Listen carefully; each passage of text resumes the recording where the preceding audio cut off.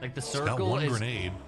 Yeah, he's got one nade. The problem is, look at the terrain, right? Once you get to the circle. So he's going to go now. Tosses that nade down to the ether. It's going to... Oh, the molly's a little bit better. It lands right on the money. Had that nade been as good, man. it would have been great. But Conf gets one. Conf gets a second. This is great from the solo player. Anything. And, oh boy, 3 deep in the Pico. And they're pushing in. This could be bad. If Fana finds one, he finds two. He might find a third, but he runs out of ammo. And X10, they almost throw it, but they get the big victory. Once again, they'll hop in vehicles, try to make their way down to the south. Choppy. Find somewhere to play. Choppy's got that Panzerfaust in hand. He is ready for company. And LFP will take the Panzer to the jaw. Scoped in. He is locked in. Really sneak up behind him. Work. Oh my god! Get absolutely deleted. Pest control. Here's the footsteps, and they peek up at the perfect time to get that double knock. That was like a 3-2-1 go there from K-Mind and Conf as they stepped up over the ridgeline. They might even get the res now. Wooly. Sneaky lad. Perfect time to take these guys by surprise. Big grenade. It's the wrong way. Affinity having lost one. Oh, Ducky spots them out, and I don't know if Little P saw them or not, but yeah, he has. Ducky. He's going to stay for the fight. He jumps on it. He's going to peek over the side. He manages to find one. Waits for the second one to drive by. Chance here for Ducky to get more revenge. Lands a couple of really nice shots, Paro, and it's huge from Ducky. They say, we want to get involved in the party, and for Earth will step on up. He manages to find Gringo. Is he going to confirm the kill? Yes, he is. The player coming down the stairs. Another opportunity. Another knock, and for Earth is collecting them for fun. But another player drops. Going to come to the door. You don't have the time for the med kit. You got to get aggressive with it. People 4M4 at the ready, and he gets a third. Huge for 4Earth. Confirm those kills. And Ella Good eliminated, and Collector move up to 26 points.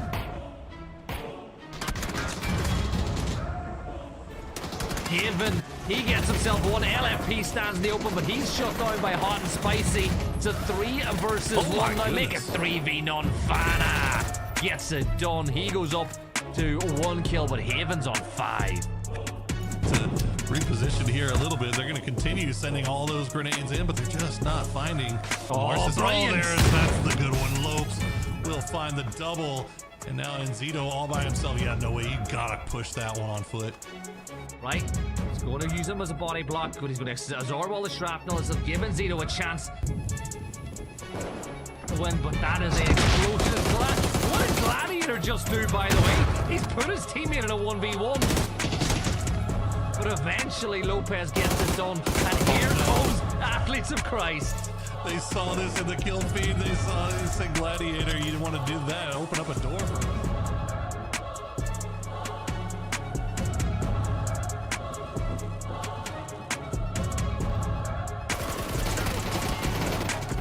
Oh, that's a great shot from Gladiator. Now he's got Enzito to deal with as a peak battle. And Gladiator, he's going to win both of those fights. So involved. They've got 1 kill, and they're going to need to get that second one, and they secure a victory. As Finn has been spotted out, the BRDM is running. He's going to run into him. And there you go.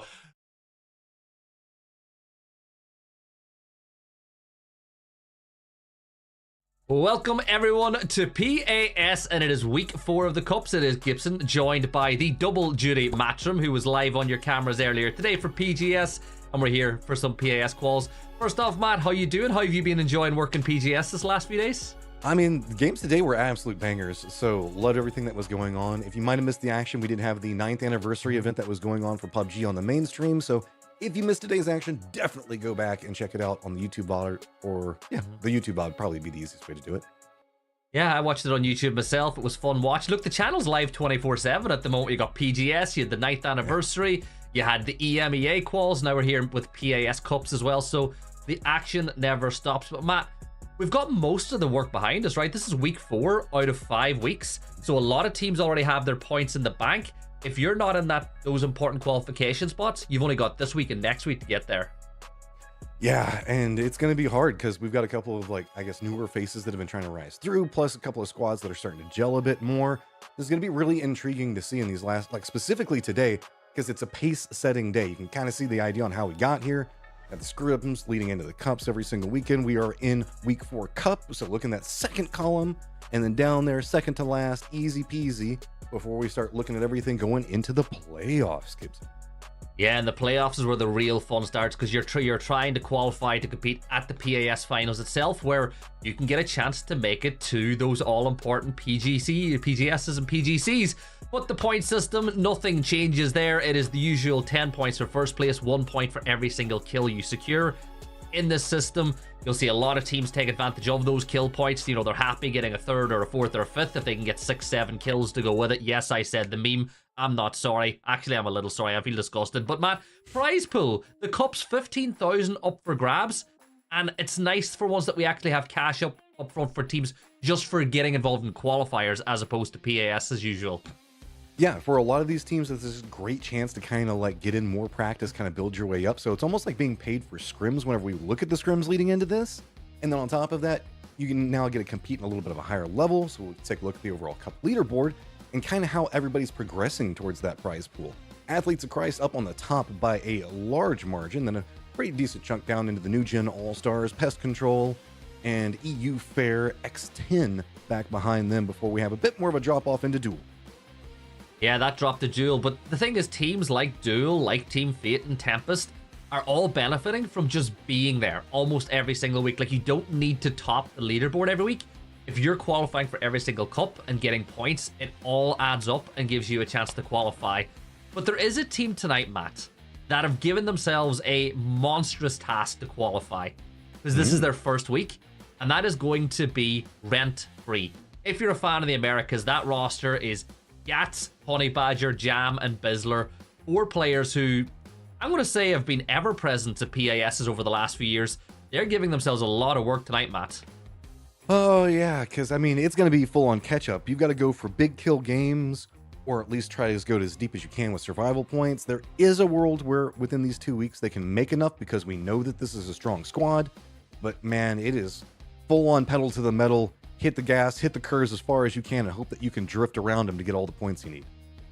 Yeah, and at the end of the day, you want to climb that leaderboard. Like, if you can go in, if you're one of the teams who are playing their first week, you can get maybe 30, 40 points over the 5 maps, and then do the same next week. You might just cross that threshold and get into PAS itself.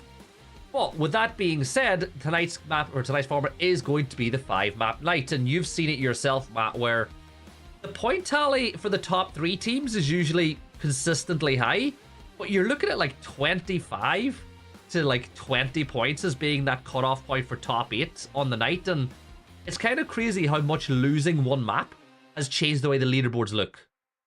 Yeah, I mean, whenever with the switch from 6 to 5 games that we've been kind of looking at for the year, it puts a lot more pressure whenever we look at the points per game kind of setup. Usually it was with 6 games, you kind of had a chance to falter, and then you could kind of bounce back. We saw a lot of teams that were, especially on the pro scene, known for needing to warm up a little bit. I know that there are some talks about the differences between the 5 and the 6 and the negatives and the positives on it, but it also means the fact that it's always pressure. That one game that you used to have and kind of write off now is just mentally hanging back behind you and goes, no, now we have to have a pop-off game to counter it. Yeah, one bad game's 20% of your maps on the night, so it's a huge percentage when you look at it that way.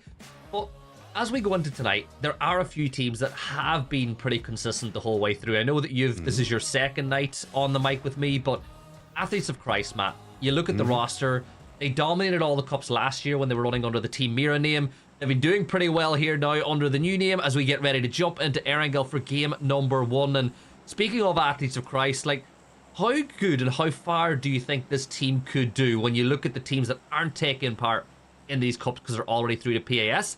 And, you know, those teams that are already out internationally, like, where do you rank this roster?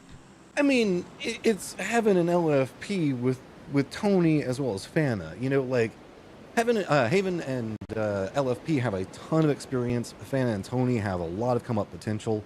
It's going to be intriguing. They'll definitely need to gel a bit more, like cleaner rotations, that style. But I think that there's a world where we will see some strength come out of that squad. I'm looking forward to Fana. Like, he's a player that just gets me excited watching how he plays. Like, I had this conversation last week with Paro. Kawazine was the player on this roster last year who got that big move to Furia. I think Fana is the next player up from Brazil if a spot opens up on one of those bigger rosters. But looks like we got ourselves a hot drop, as No Way are dropping alongside Pest Control. Conf, who's been so impressive over the course of the last few weeks, will go head-to-head with Slabby. And I don't know if you see that, Matt, but Conf has got a little bit of a fan club in chat, and I'll tell you what, No Way not a fan of him right now, doing a ton of damage in that initial spray.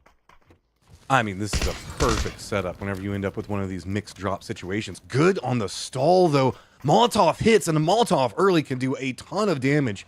This is going to force a bit more of a reset. Meds now being found up on top, reinforcements coming in as well. Momentum starting to swing as this is starting to be a bit more of a problem. There you go. One already down and flushed. Gladiator out. Yeah, and elsewhere, look up by New Compound as well. Tempest are in a battle with Fate as Fate rotates down past. It looks like Timfy gets one. Conf peeks out now again. 217 damage is what he's found. Micro Uzi in hands, going to drop, knows the players inside the shack, but the door closed. Tommy gun versus the Micro Uzi, and the Uzi hits harder. Conf gets the shots off, gets another point on the board, and this is a horrible start for No Way, but what a start for Conf. Conf taking him down in the baby doll room of all places. That place is so creepy with all those little dolls and staring up at you when you go in. It was such a low economy fight. We saw the fact that Conf couldn't even go for a spray onto the door to try to, like, he heard him moving on the other side, but only had 40 rounds. Didn't want to risk it. No way, man. No way. You're in so much trouble. You got to get out of here. Would you say he's playing with a ton of confidence so far on the night as that guy? But Pest Control looking pretty good. 2 kills on the board already. Joshy got Lopez trapped in the corner for No Way. This is not a good position to be in at all. DNL's going to rock on up, but looks like K-Mind is well aware of his player pulling up onto this little island as well. This is a big fight in the early stages, and the thing is, Matt, with this fight going on, these teams can afford to. With the position inside the circle, they're in no rush to get this over and done with. Oh, when we look at that as well, the total points that Pest Control has been able to accumulate so far has been extremely consistent on these firefights. So this is a squad that doesn't really have to worry so much. Even if they do manage to falter a little bit in this firefight, they can play more aggressive. They know that they've got points to play with. Other side of this one, though, a bit dicier, as No Way has to figure out some way to play survival for right now. And you can see that Hot and Spicy is on the hunt externally, kind of swooping around, making sure to do a full contain on these last 2 players for No Way. Yeah, K-Mind, who's really starting to get that old form back up and running, is holding off on one side. And I like the way Pest Control are just wrapping around, trying to just corral these players into a position where you can easily pick up the kills, make sure that there is no escape, no way they can move. And it looks like the noise of Hot and Spicy is going to be the signal for DNL to move. And that's really good cover from inside from Lopez to just allow his teammate to get inside. And now that they've pushed inside the building, this gets a little tougher for Pest Control, because I'm not quite sure they've got the BZs they need to clear the building, Matt. We're seeing Uzis galore inside of this firefight, and I wouldn't be surprised if most of them are just kind of functioning off of bandages and a couple of scrap pieces. Pest, though, another counter move, and it's going to be Conf. I love the fact that they're saying, no, there's no escape in this one. We know the fact that we can take you down with numbers. And Conf, look at this. He's now gotten way more looted. This is a guy that can control that house from every single window. Yeah, he gets the bolt they shot in, but not quite landing it. But you know what? That gives DNL something to think about. His position that he plays in now is a lot more limited. It's very difficult to play in the second floor without giving away your head to Conf. And I like the decision by Lopez. Switch it up. Rock the M4, but keep the shotgun ready for if Pest Control try to breach. But Matt, how much would they pay for a couple of blue zones right now? I mean, right now, No Way is just praying for any more type of ammo. Look at this DNL functioning off of 60 rounds. We saw the switch over to shotgun, I think, a second ago, just to make sure that they had enough to function with some type of push that they know is coming. Lots of smokes now coming out from Pest Control. It feels like they're trying to get ready for a push. Yeah, smoke the windows off. That makes it a little bit easier for Hot and Spicy to move in. But, you know, Hot, that's why you go into first person when you want to throw nades. The third person nade throw is never as good. But he's not doing great on ammo either here. The Micro Uzi absolutely shreds through rounds by the second, so he can't afford to get any long engagements with that weapon. But Pest Control, if you do this right, you can create 2 2v1s or 2 3v1s, and then that makes this gunfight a lot easier. But Lopez is primed and ready, tosses the defensive nade, but Pest Control not close enough to take any damage.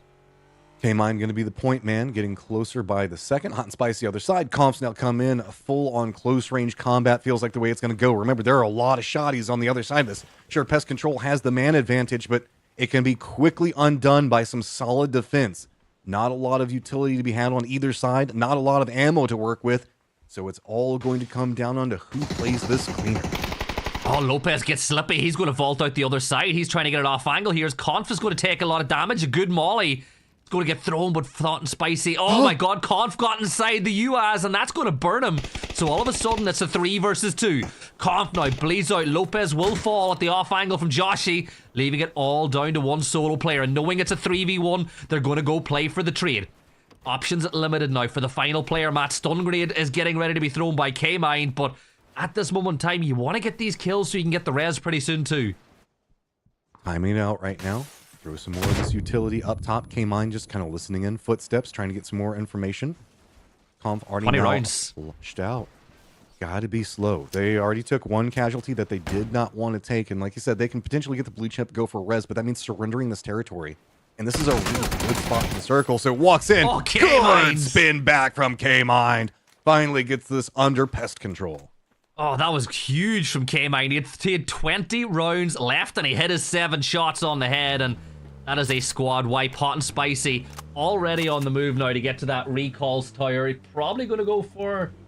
Looking at the map, the nearest one's probably inside of Milta base mat, so it'll be a little bit of a drive to get there, but the positive for them with the flight path that we've had is everybody's kind of convexed on the center of the circle, or that line down the middle, giving them all the freedom they could possibly want on this eastern side to get the blue chip, to get the callback. And not only that, I don't even think they've lost a lot of space in the rat race for positions inside the circle. I mean, it's good right now. Whenever we're looking at it, you know, Pest Control wanted that to finish off way faster, but they didn't want to really overextend and walk into their deaths.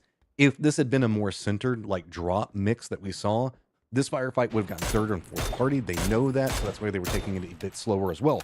They do kind of luck out that it was over on the peninsula in Milta. That bought them the time, the space, but again, that's also something they know. They didn't necessarily have to rush, but they were very, very lucky that this was so isolated for as long as that took. Yeah, early drop, and I think the circle, as you said, it worked in their favor. Like, that they had all the time in the world to take that fight, and if you don't have the map stream open, essentially everything east of, I'm going to say, east and west Ghost, that road just by the eastern bridge to Millie, is free for them to take as they move in. Athletes of Christ, they're playing Sharkfin.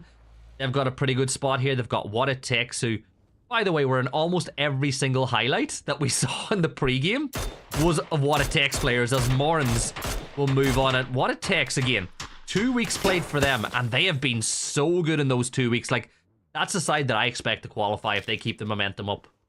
Quick update, Comp did get called back in, so he's already trying to make landfall. There he comes. Good timing on the observing. Thank you, guys. So he should be able to get over to some loot, get set up. And yeah, like you're talking about, with eyes on the circle, it's very, very centered meta right now. I do have a couple of like emergency pickups being called, but that might just be delays to stop anything. Given the fact that it's a very centered call for emergency pickup coming by Fate, I think that that's a counter move to try to keep anybody else from being able to use the emergency pickup, since those run on independent timers, or they run on timers dependent on each other, not independent timers. The exact opposite of that. Yeah, but the positive is, I think, for a lot of those teams, with the circle that we have, you're not necessarily in a panic or a rush to get into the zone either. Like this play, well, remember what I was just saying, Matt? That's a rough one. I don't know if the viewers have seen it yet, but we have just been gifted a horrible circle. I'm going to say, would you agree that like 55 to 60% of the circle is unplayable, with it being the river and that little bit of Millie Island? Yeah, this one's going to be... You have to make the assumption that you don't want to go south, but at the same time, there's not enough space. The northern area with Milta leading all the way into the outskirts of Shelter is about the only thing that's playable in this. This feels more like a circle 4 or 5, just given the amount of playable space that you've got. Yeah, and look, one of these teams, Dream 1, this is, I think we're seeing a few players we've seen in the past, but running under a different team name this time. Like, they're going to try scout out the ferry pier, but Duel are going to rock on up as Kane is able to get that knock onto XH, and Look, they were stopping to scout the ferry pier, and by doing so, they've been backfilled by Duel, who've now picked up that knock and is going to force them to push on a little bit quicker. Inside of farm as well, Simplicity from Injected. He's got the angle over to the new gen All-Stars, and it looks like they got a big knock, but they're going to struggle to get that flush. This is one of those situations where splits are going to feel way more hectic and more complicated to hold down, just due to the lack of territory. 4-man crashes could be very, very common, so a lot of these squads are trying to regroup as much as they can, while still keeping as much territory control as possible. Farm already has multiple teams inside of it, as you can see right now, exchanging shots between them. Milta proper doesn't have really any big commitments yet. It's still all external from there, but it's kind of gate kept out, just due to the hillsides coming out from Lumberyard, and really having to take that long path into Milta. Nobody's wanting to do that. That's leading to more of a cluster into the west, where we saw what was going on with Duel, and potentially up into the north. Duel trying to make that run right next to Dream Run, and do manage to find at least somewhere to stop off.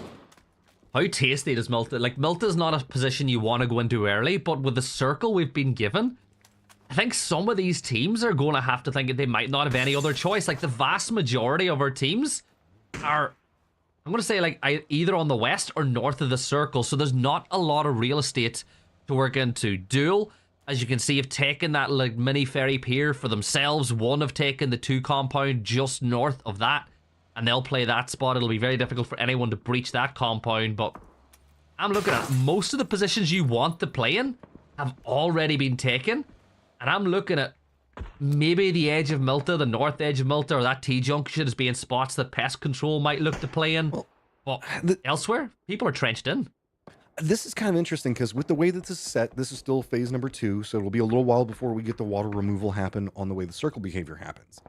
Most teams are trying to play around that math and think that it might still kind of stay near center. That's why we don't see a lot of people going for Death Road that far north, anything like that. But there is a lot of livable space over there still, given the fact that it's completely open. Everybody is opted to go way more centered into the circle, and interestingly enough, we haven't had very many casualties. Somehow everybody's kind of snuck into this one, and it's gotten really awkward with the amount of neighbors that are already set. Yeah, and you've got teams like Athletes of Christ rocking a 2-2 split right now, and I'm okay with it, right? The Athletes of Christ, they're in a 2-2 split. But let's be real. It is essentially a full 4-man, because if one of these two teams get pushed, they can bug out in seconds and crash that compound. So look at the likes of maybe Fana and Tony to move towards LFP and Haven if any traffic comes their way, and vice versa. And Duel now making their win. They'll crash this compound. Keep an eye now on the other members of Athletes of Christ coming this way if they do eventually crash in, which it looks like they might just be about to do. I mean, Duel doesn't have too many other options. They're going to play this a little bit further down. They're going to have to shift around this one, and yeah, it looks like just kind of corralling out. FE is going to retreat, and this is what I go back into when I was talking about a second ago. Those 2-2 splits, they feel way too risky. So if you see somebody that looks like they're going to commit, you've got to retreat from it, because you don't want to end up in a 4v2 and then just be stuck here. Yeah, and I think that Athletes of Christ did the right thing, because you could stay in that fight and maybe get 2 or 3 or even 4 kills and win it, but if your two teammates give up the position that they had in the other spot, you're doing more damage to yourself in the late game. So I think Athletes of Christ made the right move by giving up the compound, going to play a full 4-man now, and elsewhere, everyone else is just trying to find a home. It looks like X10 have taken in Milta. Pest Control off the back of their 4 early kills are on the move in. You can see this is looking bad for one, and yeah, Kane will take down LP, and that's another knock as Team Reza have now turned their attention towards Team Fate. Pest Control is trying to go up the Lumberyard hillside and then back down it, and man, it is just crossfire galore. If they can manage to get anybody in safe, it'll feel good. They are going to stop right next to the guardhouse? No, it's even further north than that. No, it is the guardhouse that they've stopped at. So it's at least some form of safety. We did see one that also looked like they were trying to go around where Duel was at. They got pushed back. Pest Control just can't get enough time to cover in. Fate is just ripping them up. This crossfire from them is brutal. There's absolutely nothing more, I'm going to say, pure to see than a headshot with a bolty. That's a big one. And that might open up Zenny's opportunity now to get a flush onto that one, as firstly it will find the flush, stealing the kill away. And Hot and Spicy is probably going to follow him out. This is a hard res for Joshy to go for, particularly with Tater not too far away. And Speaking of bolties, do you see that kill feed? It is being lit up with headshots. As Injected now, the next one to find a big headshot onto Team Fate as they look to push out to try and get points off of Pest Control. This feels scary. They want to get these flushes. They want to deny. Can't quite get the tail end. I think might bleed out a little bit there in time. Yeah, it does bleed out, but that was close. We almost saw him get into res distance to be able to tag that in. Going back into your, the amount of bolties that we see, we'll see a lot of players that'll switch off of them as we move into more of a closer range firefight, right? Like past the mid game. But this is such a contained circle already. People haven't had the time to do that. So we still have long range tools being implemented very close range. So these guys that are great with a bolt have this very peculiar situation where now they're in sniper duels that are just a couple of 100 meters, if even less than that, away from each other.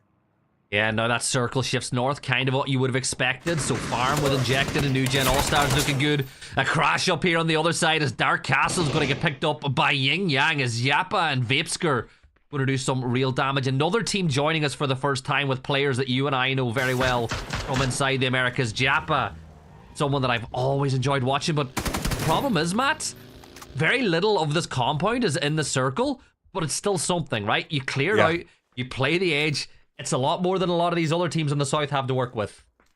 Well, most notably to the southwest.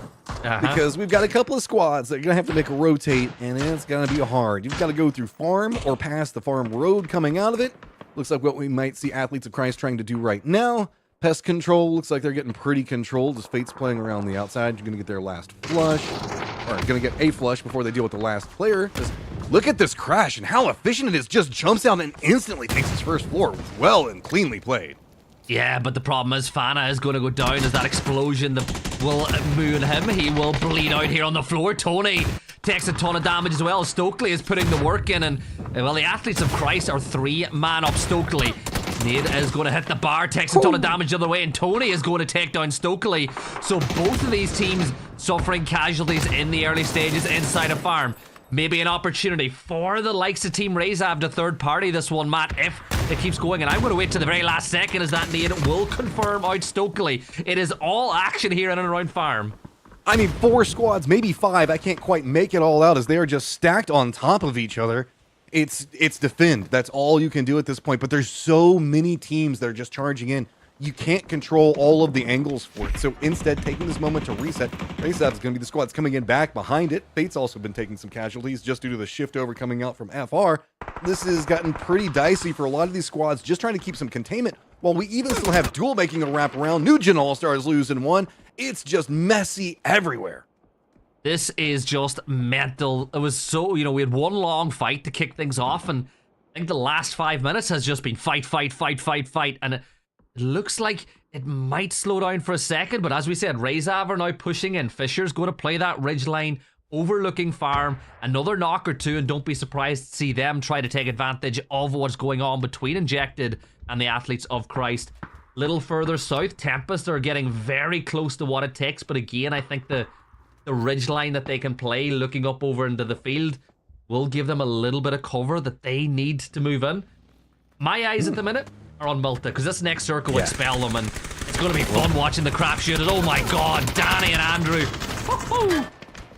Duel just comes in full on gusto, no other options. They were getting harassed by several teams to just try to get over there. Just like you were calling, the new circle has popped, left most of Milta behind. Duel just wants to try to get some form of safety for a moment before they have to walk into the next set of firefights. The thing about it, though, with this circle, we also did lose a lot of farm. Sure, it's right on the edge, but there's going to be another firefight that has to happen over there just for people to try to get some control. It could be a problem for New Gen All-Stars.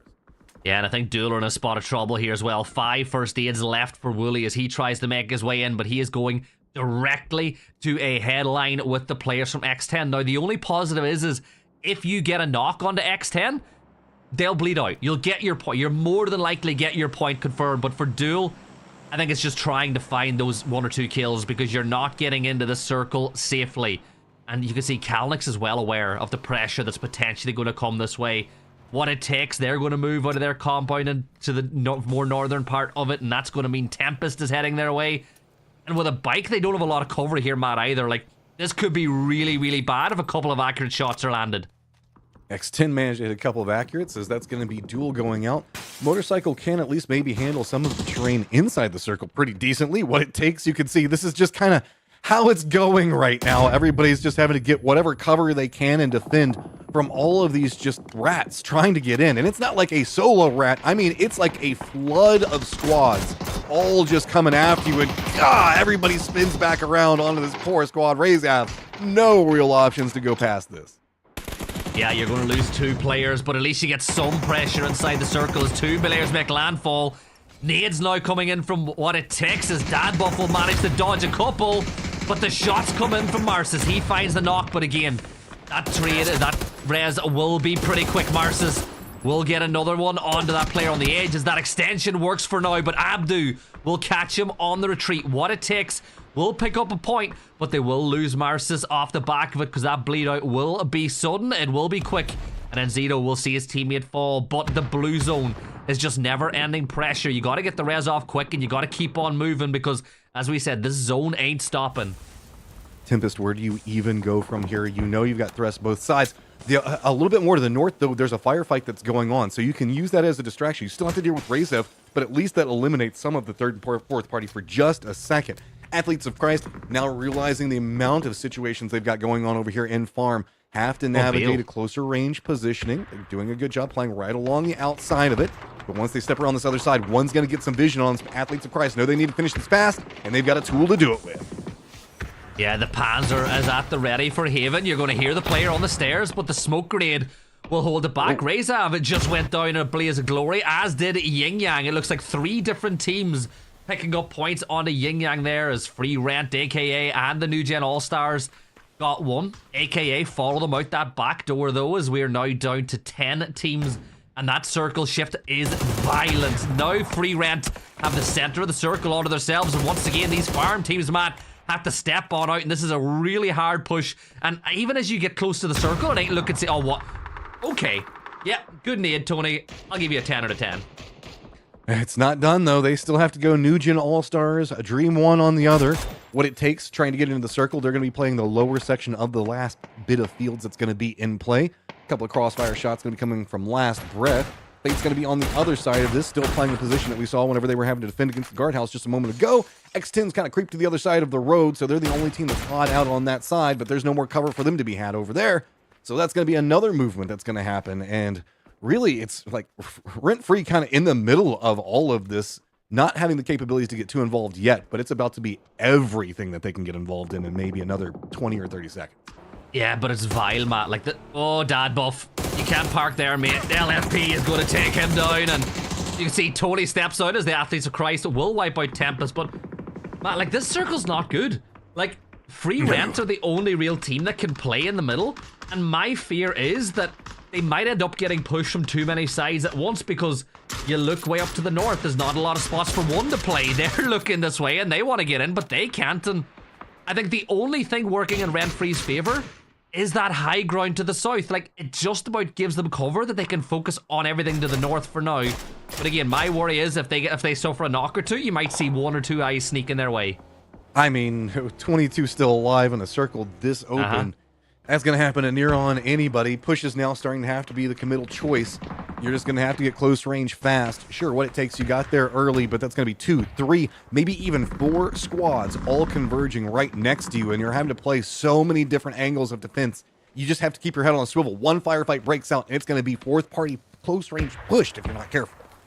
Yeah, and Tony now, he's got the molly lined up. He spotted Enzito's backpack, but the flames are not going to spread far enough. And there's going to be an angle on the other side. LFP, he knows that Morns is there as well, and Fate might be tempted to look in as well, but Gats gets involved. I think that what it takes are getting the benefit of having teams on the high ground around them, making it really hard for Athletes of Christ to push on in as Dream 1 will now be eliminated. LFP is going to move the coop a little bit closer up as well as he thinks now is action time. Hip fire from LFP. He's going to find Morns, and for what it takes, it's going from bad towards Haven. Ooh. He's going to get the knock on Enzito, leaving it all down to sneak attack. Matt, he peeks up and Tony wipes him down. Okay, that's the first section of, I guess, the tidal wave that's still moving over here. Opposing side, you still got to be careful because Fate could get involved at any one moment. Finna was also trying to move into a position to maybe third party. Nobody up to the north just due to how it sets, and the circle yet again moves into Rent Free's positioning. They get to be the gatekeepers on it all, but that means that they have 3 other squads that are all their enemy and chomping just to get into the circle. And remember, this is Free Rent's first week, so they need a big week this week and a big week next week. They want to qualify to those PAS playoffs. Bizzler, one of my favorite players in the Americas, lads. Big one, as it sounds like a C4 is being prepped here as well. Zenny's going to do a little bit of damage, but the UAs will be sent down into the valley. C4, it looks like it might be a little too far away. It isn't going to get that knock on to Haven, but you've put the Athletes of Christ in a horrible spot as the New Gen All-Stars are now bringing the fight to Free Rent. That was so well timed, actually, for Free Rent, because that's exactly what they needed. They needed some time to deal with New Gen All-Stars just dropping down and sending the car over, stalled out Athletes of Christ enough. Other side of it, New Gen All-Stars spots out a beautiful angle on it. It's just Finna and Balefrost, but they've got a great crossfire setup. They know that they've got to get the timing on this as fast as possible because there is the firefight that's going on down to the south, but they can't overextend too much more. Balefrost playing the other side, 3 kills, but it's going to be Finna just being the distraction, being the noise in the middle of it all to try to open up an angle for him. Yeah, Finna got his eyes set and making it to internationals again this year after getting the bug at PNC, but New Gen All-Stars have to get through these quals as well. Gas lands the big nade on the Finna, and that will be the front line taken away, and that will provide them the opportunity to go for that res as well, as Zenny is still trying to keep the Athletes of Christ in this spot on the edge of the circle. 4 teams left alive, 4v4, v3, v1, but you feel like for Bale, Finna is not resable at all, and he's just going to try to do a little bit more damage, but Bizzler, he knows where he is. Bizzler don't miss. It's all about standing up on your own business, and there's 3 teams left, man. Yeah, that was extremely unfortunate for New Gen All-Stars that all the firefighting was happening in the south. That let really Rent free to control the north and could just walk in for the 1v1 as they wanted it. Team Fate still controlling the high ground, waiting for everybody from Athletes of Christ to have to walk up the hillside. Looks like Tony has managed to do so, but it's just Team Fate walking around in this open area because that's all they've got to work with. They know that they need to get the kills before they turn back around to what's going to be happening with Rent Free, but it's coming at such a cost because Athletes of Christ just refuse to go down. Oh my, Tony gets his 8th kill. He denies. Rent Free get the win, and that'll get them 16 points. But the Athletes of Christ showing what they are about. Matt, huge game for Athletes of Christ. But for Rent Free, we said they needed to kick things off the right way. They didn't get a lot of kills because their position was almost too good for securing the win, but not great for securing kills. But they need a lot more of that if they want to make it to the playoffs. I mean, that is a great start. It gets you everything that you would want, the mental momentum to feel like you can actually accomplish it. Yeah, I mean, they could have gotten potentially more kills if they'd played that more aggressive, but at least just trying to come in, get your feet underneath of you, that feels absolutely great. But these circles were just, the plane path to start with was pretty much over the channel. And then the circles just kind of stayed around it for so long. It made this just an absolute bloodbath of a game. It really did, but I love the aggression from a lot of these teams, right? Because you saw Team Fate, they did not back off of any fight that they could have wanted or that could have been shown to them at all. The whole game long, they were going hammer and tong, trying to get as many points on the board as they could. But this Athletes of Christ team, man, they're built different. They never seem to give up, and I think at the end, I say they never seem to give up, but Tony did deny to the blue, but at the end of the day, you don't want Free Rent in the playoffs. You don't want them in PAS, so don't give them that extra point. I mean, yeah, you've got to look at what could be happening ahead of you, understand where the firefights are going to stack in off of this. It allows them to have a 2-point lead instead of a 1-point lead after this first game. And I know it doesn't sound like a lot, but whenever we look down in the other section of the leaderboard, there's a lot of these squads that could really use that extra point. Yeah, and then looking at the points in the leaderboards, Rent Free with 16, Team Fate picking up 15 as they continue their climb. New Gen All-Stars, remember, steady eddies. That's all you need to be in these cups. Just steady eddies, get yourself into the playoffs. But I think for some of the other teams that are on the wrong side of the leaderboard, like your Injected, like your AKA, you want to get a bit more in the bag. But I think as we go to the rest of the night, Matt, I think they have a couple of good maps that some of these teams can pick up points on, right? Because again, it's only 2 Miramar or 2 Erangels, and then we're seeing every other map once. Yeah, that gives you a kaleidoscope of maps that you can play for a little while, kind of beginning and ending in the exact same spot. And Erangel being this brutal at the start just feels like it's just going to get crazier whenever we move into game number 5. Yeah, it is. And look, I can't wait for it, but we've got a lot more action before we get there. We're going to throw it to a very quick break. When we come back, it'll be a change of pastures We'll see you in a few minutes.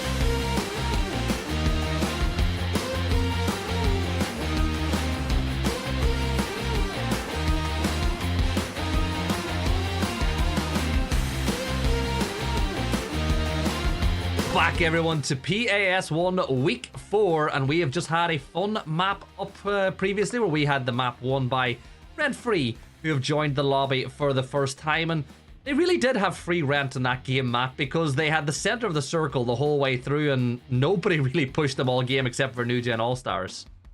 Well, even then, that's a very difficult circle to have to handle, and the way that you navigate, find good position to play on an earlier stage, how well you can read the circle behaviors is a key component to kind of evolving your game. So the experience coming in very big for them. Yeah, not the highest kill counts, but that's one of the things that you kind of expect whenever you move into a position like that.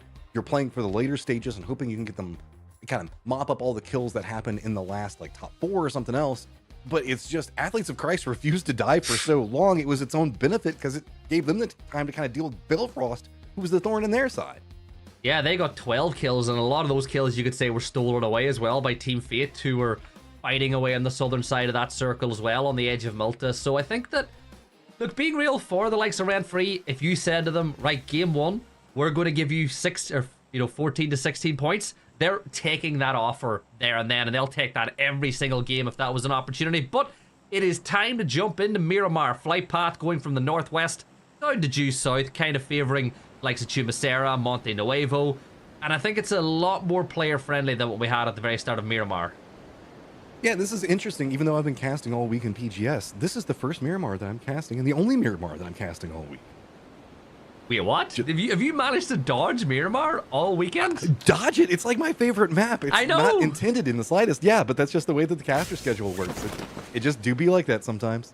Oh, man, I'd be fighting for it. I love a bit of Miramar. Like, I'll be honest, when I started, I was like, oh, Miramar's the slow burner. It's the color map. It's the map where teams play for position and work it out. And it's kind of, the tempo's upped a lot on this map over the course of the last few years. And Matt, to be honest, it's my favorite map in the rotation at the moment. I mean, it was like for years my favorite map. Erengel's making a point for itself here lately. So it's kind of evolved in its way, because you remember Erengel used to be so slow and people would just sit back and shoot at each other. Now it's a different beast. I'm going to take this character, like, I'm going to take this compound and I don't care that you're there. I'm just going to fight you for it. And a northern Miramar, Gibson, as well. I'll take it, man. Let's go. Oh, yeah. Crater Fields are there. San Martin, El Pozo. Like, all these teams are going to love this circle. I think even if you're the likes of Dream 1 way down in the south, like, you've got rotation options, right? You can go all the way up that eastern coast and come into the circle by Cruz de Valle or a little further north. I think some of those teams by Los Leones might just do that, rotate. If you're the likes of AKA, you probably try to rotate a little further west where you might run into Team Fate. But look, it's a basically landmass map. There's a little bit of water. Sometimes it comes into play. But if you're this far out of the circle on a map like this, I never worry. There's so many positions to play. It is really easy to get into it. Like, a lot of these teams should be getting into the circle without bumping into anyone else. Yeah, when we look at the Erengel game, man, it was just a dearth of cover. There was just nothing that anybody could find. The circle just felt so contained due to the water. This time around, so much more breathing room, like you're talking about. You can even do like a larger northern wrap if you really wanted to come in safe. You know that there's some territory that's available to play. Anytime we get like a circle that's kind of touching around Oasis, means that you get a lot more maneuverability into the north, because nobody goes up there.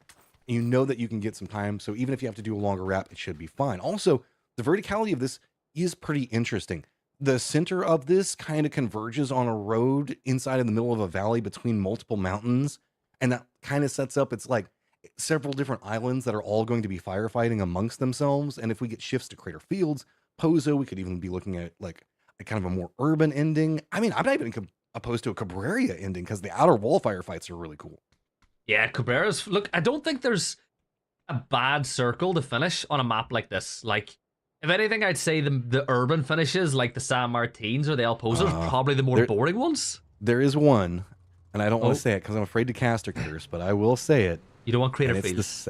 It's the southwest. It's the fields outside of Pozo going to the south and then across the road of it. That whole area is just so open, and it's just got a couple of footpaths for cover. Yeah, that, you know what? I'll give you that. But I mean, there is the hillside that's kind of like on the other side of the road to the west, but we don't count it. That's good cover, but that's like enough for 2 teams. That doesn't count. Yeah, look, it should be fun. Look, I think either way, it's a circle that I'm happy with. And, you know, man, I think it's time to bring it up again. This is the 9-year anniversary of PUBG. The game's been going for so long now. I think Miramar's a map. Miramar's been in for 8 years, 7 years? Like, it feels like it was added in year 2 maybe? Not wrong.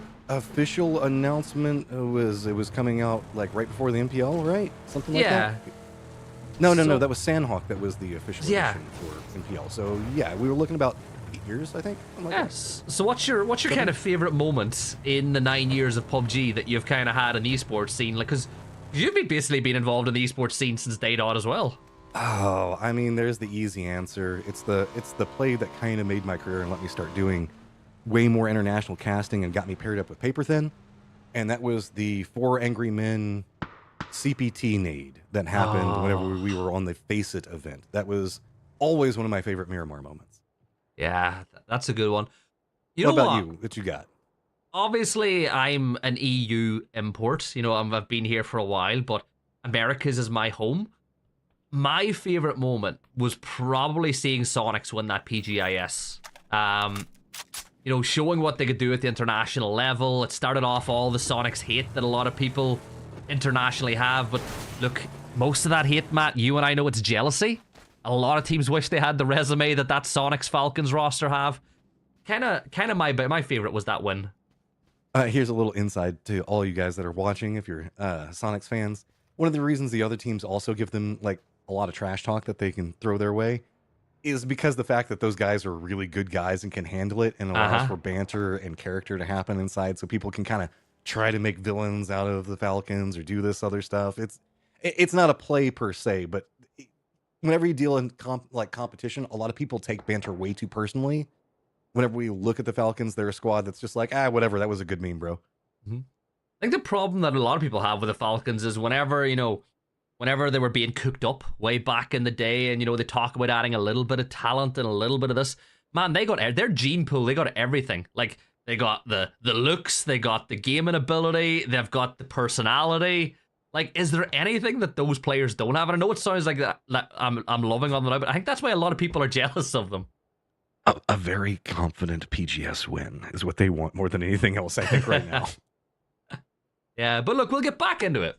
Back into PAS, and we've got this tense little standoff between New Gen All-Stars and Rent Free, and Rent Free finished the last map by getting those kills onto the New Gen All-Stars, so it's funny to see them maybe fighting a lot earlier on this one, but the only issue that Rent Free might have is that they've left Bizzler here in a 2v2, it could be a 2v4, because I don't see Gats giving up the position that he has.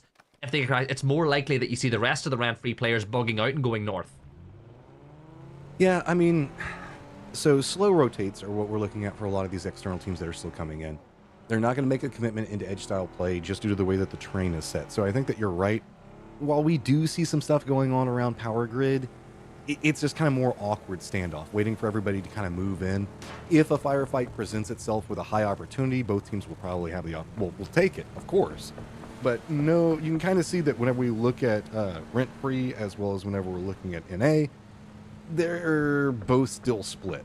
And they should be aware that somebody else is there at this point. At least one of the squads should be. And instead, it's more just territory control that they're leaning into. You can see this happen a lot, that it's sometimes better to work with a team that's next to you unofficially instead of going for the firefight on them in the early stage. Yeah, it's that gentleman's... You call it a gentleman's agreement, right? Where it's like, you watch my back, I'll watch yours, but the second you turn your back to me, there's a knife going between your shoulder blades. Yeah. Like, you gotta be aware of what your neighbors are doing at all times, while also hoping that they'll defend you from that other front. But let's look at Duel. They picked up a couple of points in the last game, 3, but they found themselves caught on the wrong side of Milta as they looked to leave in the later stages in the last map. I think they're a lot better placed, but again, similarities, they're playing the eastern side of the circle once more. I'd love to see them go really far north. Go to water treatment, take that hill to the southeast of La Cabrera. Like, all of that is free to them at this moment in time. I agree. Whenever we look at south of San Martin and then going east of Power Grid, there's that big cliff facing that drops down into Graveyard, Minas Generalis, that area. It's so vertical. It's so difficult to path out of in the later stages. You don't want to be kind of trapped in the lower ground. And given the fact that this is still phase number 1, it feels like the way that that's been set up. So a much more northern map gives you so much more space to play with. And here's a couple of our tail end teams rotating. It's going to be Dream 1 pathing pretty close to Yin Yang, but nothing scary yet. Waiku's very far back for Yin Yang. Not really involved in this. Could set himself up to maybe pull in, but he doesn't even have clear cover angles right now. Yeah, clicks on empty, almost gets the knock on the Dream 1, and they're going to turn tail and move a little further towards the north, but a couple of well-placed shots could find the knock. He's trying to pop a tire, but I think Dream 1 might just park up in the compound, get a couple of first aids off, and you know what, for Yappa, just get out of there, right? Tempest turning their attention to Dream 1 now as well, so a couple of teams trying to catch out Dream 1 who need to get their day started. 0 points, or sorry, 3 points in game number 1, but I feel like they're another team that joining very late into the tournament need a big day today. Well, we've got if it didn't work the first time, maybe the second time will end up a bit better, as Yin Yang has a new threat. That's going to be Last Breath that gets pretty close to them. They do shoo them back down more into that southern area where on Brickyard they have to stop off. But even that's decent control, given the fact that the new circle is popped. It's a hard shift back over to San Martin. Due up center on this one, so this is really intriguing. Duel in that more northern rotate you were talking about, very rewarding. Yeah, that circle, now I said it, like the likes of Duel get themselves in a good spot. You can see the teams that were kind of hoping for a crater finish, like AKA, like What It Takes, have all now seen that just be ripped away from them. And that means that this side of the circle now, the west, is going to become a real point of contention. There's a couple of spots that you can play, like that, you know, Shanty T-junction that you have as you move from El Pozo towards San Martin. You've got yourself, you know, the spot the Tempest are going to move into, the warehouse just north of Power Grid that I think teams will park up on, but I wouldn't be surprised to see a few teams send it into San Martin now, and that's a problem in and of itself, right? Like, you gamble on San Martin now, that's a gamble for the late game, because you ain't getting out, and Kane ain't getting out, that's for sure. He's caught by Bale. I mean, Bale's still Bale. That's all you can really say. This man can make some shots, and if he catches you unaware, he will punish it so fast. I do agree with what you're talking about San Martin. I think it's just more, people are assuming that the north might be more clustered than it is at the present time, and instead just going for the safety play. San Martin, being as centered as it is very strong. The power positions that are kind of to the north of it already been taken. Hacienda has nobody in it right now, so that's intriguing in and of itself. I think that most people just didn't want to play Power Grid and the fields coming out of it, and they were kind of hesitant to play too far outside the west of San Martin just due to the verticality. Rezav got to land right on top of Duel right after they make their landfall rotate. And that's fine, right? Rezav, they can play this top spot. There's nothing Duel can really do about it. They can really just post up inside this, I like to call it like a little, you know, security office at the top. I don't even know what you would call it, but they'll just play in that box room now for the next. Listen, have you noticed the fact they've all taken a corner each as well? They're not going to play in the middle. They've got a corner each. They'll scout, they'll wait, but this is their spot for the next 5 to 10 minutes, maybe even more, without doing any real peaks at all. I mean, it's try to avoid any nades, anything else that can luckily land up there. We have seen it be a problem before in the past.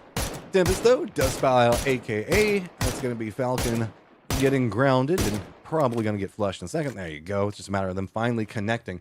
External firefight going to be good for at least picking up the point, but also does slow down the rotate just a bit. Dream 1 is going to be coming into this a bit more behind where Tempest is going to be playing, so high ground going to be beneficial yet again. Just got to be careful of those nades unless they're cooked to perfection, but that's just too good of an angle, but too many targets. Great nade. He did cook it right.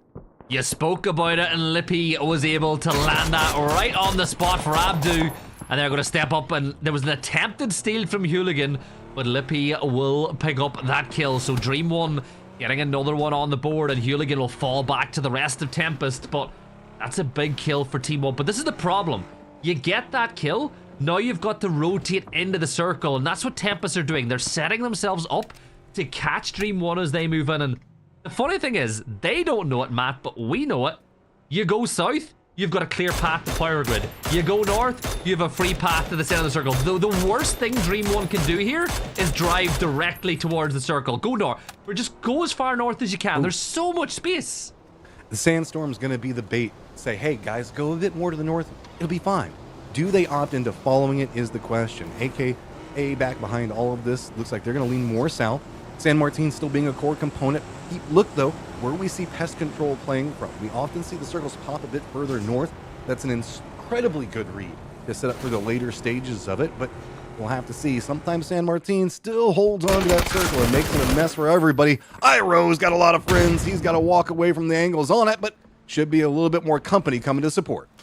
Yeah, Iroh now is going to get a little, as you said, Penta is going to move this way, as will Wooly, but for Iroh, he's got to stand up against rent-free Shinboy from the New Gen All-Stars. He's going to get caught out by Santi Hero, but that should be resible as he falls below that ridge line. But look at that. You've got Tempest getting caught out as well as they decided to move into the circle, and they get caught out by Yin Yang, who've been holding that compound on the edge of San Martin for the last 2 zones. But Iroh, just stay alive, man. Just stay alive, get a knock, give your team the opportunity to put some damage in. Hi, Last Breath. You managed to kind of push your way through on this other side and steal a very good spot in the circle. You're going to have some crossfires. Could be some issues if they don't jump out of their vehicles fast enough, or if they don't stop fast enough. Yeah, you've got to be pretty cautious on it. Iroh was trying to get out of the building. Looks like he's going to get caught out there. Now, New Gen All-Stars getting a very interesting set of angles on this one. You can see Balefrost was playing in the lower section, but the rest of them were trying to come down from that high ground. I think had their tire pop and slowed them down. Yeah, and oh no, Dreamwater just fishing a barrel here as Tony will get that kill confirmed. They tried to make their way in, and I said for everything that they could do to go north, go south, don't go directly in. They decided to do that, and well, they paid the lead price as the Athletes of Christ do some damage. Tony continuing to rain fire down, this time fighting Frost, but that should be resible for Yin Yang. This position that Athletes of Christ have is so good. Yeah, I was about to say the exact same thing. Whenever you get a San Martin circle, this is the place to play from. I mean, if you want to just try to farm kills, as long as you can find some way to cap back out of it, there's so much strength to be had from that higher position. Also, so much strength coming in from Merns. He does get a good knock, and it looks like the rest of Wit's going to come in support just in case. They, you know, looks like he's got it under control, but yeah, some friends always makes it easier. Yeah, at the God Crossroads here, you've got Morns holding the line, but AKA have decided they want to play this position too. Sneak and Enzito have a great line of sight onto this one as the nades start getting thrown in an AKA. It's bug out time. It's like, yep, we didn't realize that the price of rent was so high over here. We'll give up the one player and we'll try to get our dodge, but they're being hunted down by what it takes as Enzito went hard to try find it, but they were just a fraction too late, and now they're going to head directly towards XH44444 up on the hill. Who's going to be waiting for them, and Matt, what a shift that is for pest control. And AKA doesn't know that it's just a solo up on top. Athletes of Christ has spotted out the rotation, so everybody's getting a piece of AKA, and it's just a matter of who gets it. What it takes is going to be the one that gets the knock. Do they get the flush as well? They do. And with that, Dark Castle just barely makes it into the circle, but he's going to have to deal with Athletes of Christ running a 2-2 split, keeping eyes on San Martin and everything back behind him. AKA like Oprah at the minute, like, you get a point, you get a point, you get a point, but NA, they're just looking for a point of control inside the circle, and it's not really working for them as they will lose Shinboy to a knock, but I think Finna should be able to get that res. Iga is back on his feet as well as he'll pop a first aid, and that's a big knock on the other side as all these teams try to just weave their way through the traffic inside of San Martin. That BZ might just be a little too long, Matt, but the rest of NA have got a good spot next door. And this is all happening with this inside the circle. I mean, not a lot of these teams have to move much, just a bit of a regroup coming up from Yin Yang. This is just for the inevitable walkout that they have to do. Because remember how I was talking about pest control and how strong their compound is? Circles, with the way it's popped on 4, has them centered up. So we've got high ground, Athletes of Christ, a strong farming squad, now having high ground control over everything that moves below it. It's led to a lot of quick moves. Dad buff! Has to bump into Shinboy, though, and that's going to be New Gen All-Stars finding one, and a Molotov dropped right on top of him. Yeah, and that'll be his second knock, so he's going to bleed out a lot quicker here, too, so Balefrost needs to get that res off as soon as possible. Hooligan will try to drop that nade down the stairs, but you can see it's not quite going to go far enough as the first one will be wasted. You peek a little further, that nade might be a lot better as it forces Shinboy into cover, but Iga, RGA is back on his feet, but Matt, look at this circle, by the way. Pest Control have got more friends than anybody else because all the teams on the high ground around them are going to provide perfect security because nobody can push Pest Control without coming under fire from all the other sides. They can control all the pests by not getting involved. They just put out a lot of really good repellent. So instead, it's going to be a full-on donut of teams around them with them just chilling in the center. And of course, most of that down in San Martin right now. You can see up to the north, though, getting spicier by the second. No way over into the northeast. Fate kind of locked down. Wit still continuing their roam and kill strategies as they're going to get the other side of what's happening with Fate. You can see that, yes, Fate does have high ground, but it's not like super great. It is a dip that they could play from. It has vulnerabilities from 2 different angles, and they're starting to realize that. But what else do? Fate, if they try to leave, are going to run right into the thick of pest control. I'm looking at San Martin, though. Like, this is going to become a bloodbath when that Phase 5 pop comes, because what, we've got 1, 2, 3, 4, 5, 6, 7, 8 teams in and around San Martin, so half the lobby is in San Martin right now. And, well, Rezav, they're deciding they don't want none of it. They've got a BRDM. They can make their way in, and what a circle that is, again, for pest control. But that's going to... You look at Injected now, and you look at, like, X10 and Rezav, the only real way they can go is either towards pest control or to try hug the bottom ridge. It's going to get really rough now. You're about to see a lot of potential kills coming up, and oh, poor timing on that, as I was going to say it was all going to go over to Athletes of Christ. Everybody has to leave San Martin, and that's why you played this hillside. You can get so much control over it. Last Breath just going to be trying to roll into after Pest Control's position, realizing the strength of it. The pump's going to get a knock onto 1 to start it off.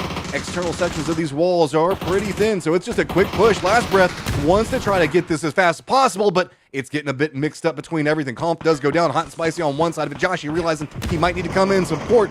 Gonna be just a quick rush through Last Breath with one last player finding points and ruining this great position coming up from Pest Control. Awesome decision making from Blazer to just go full at it and go for the kill instead of sitting back and trying to get the flush and the knock he got already. The Panzer now is going to be a little bit short, but does enough damage that you can spray with the barrel. Leaves it all down to Joshi. He dips into cover, but he's low.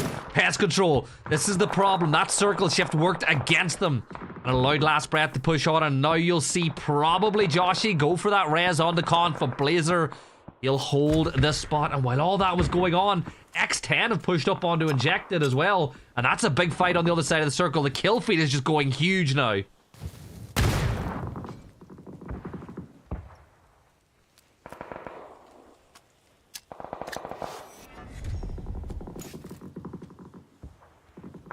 Not sure if Matt has we've lost Matt, but Santa Hero will call Dream 1, get another kill, bring it to 12 teams left alive as 2 teams fall at the same time. Injected still holding the spot stokily up on the top. Choppy had some huge plays as I think Matt is has Matt rejoined us? Yeah. I'm here right now. I was caught up there for just a second. Apologize. As we did also have Rent Free move into a high ground position for oversight on everything that's going to be going on. Other side of this, you can see X10 making the movements right up on top of everybody, just trying to get in the circle. Rezav's going to be on the other side of this to see if they get third party, whatever's going to be coming out of it.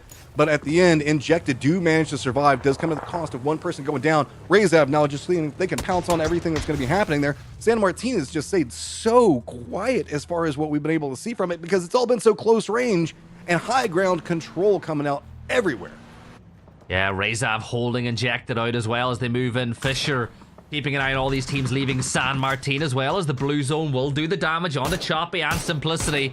And as you can see, once that smoke dissipates, Tony is going to have a bead onto the position to duel. Shots being lined up, and Fana will find that knock onto Penta. And much like what we saw on the last map, Duel find themselves trying to push out from a city, from the blue, and just getting picked off. It is essentially the exact same end game for them. 2 games in a row. And now look at that circle shift as you've got Athletes of Christ heading towards free rent.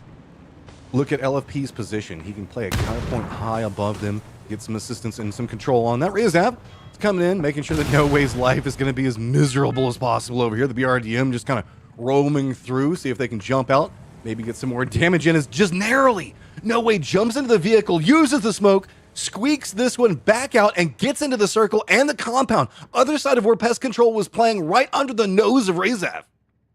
Yeah, No Way have managed to get inside, and you can see they've got the shotguns ready too, so if anybody pushes their way, they'll be able to repel them. But here is that big fight.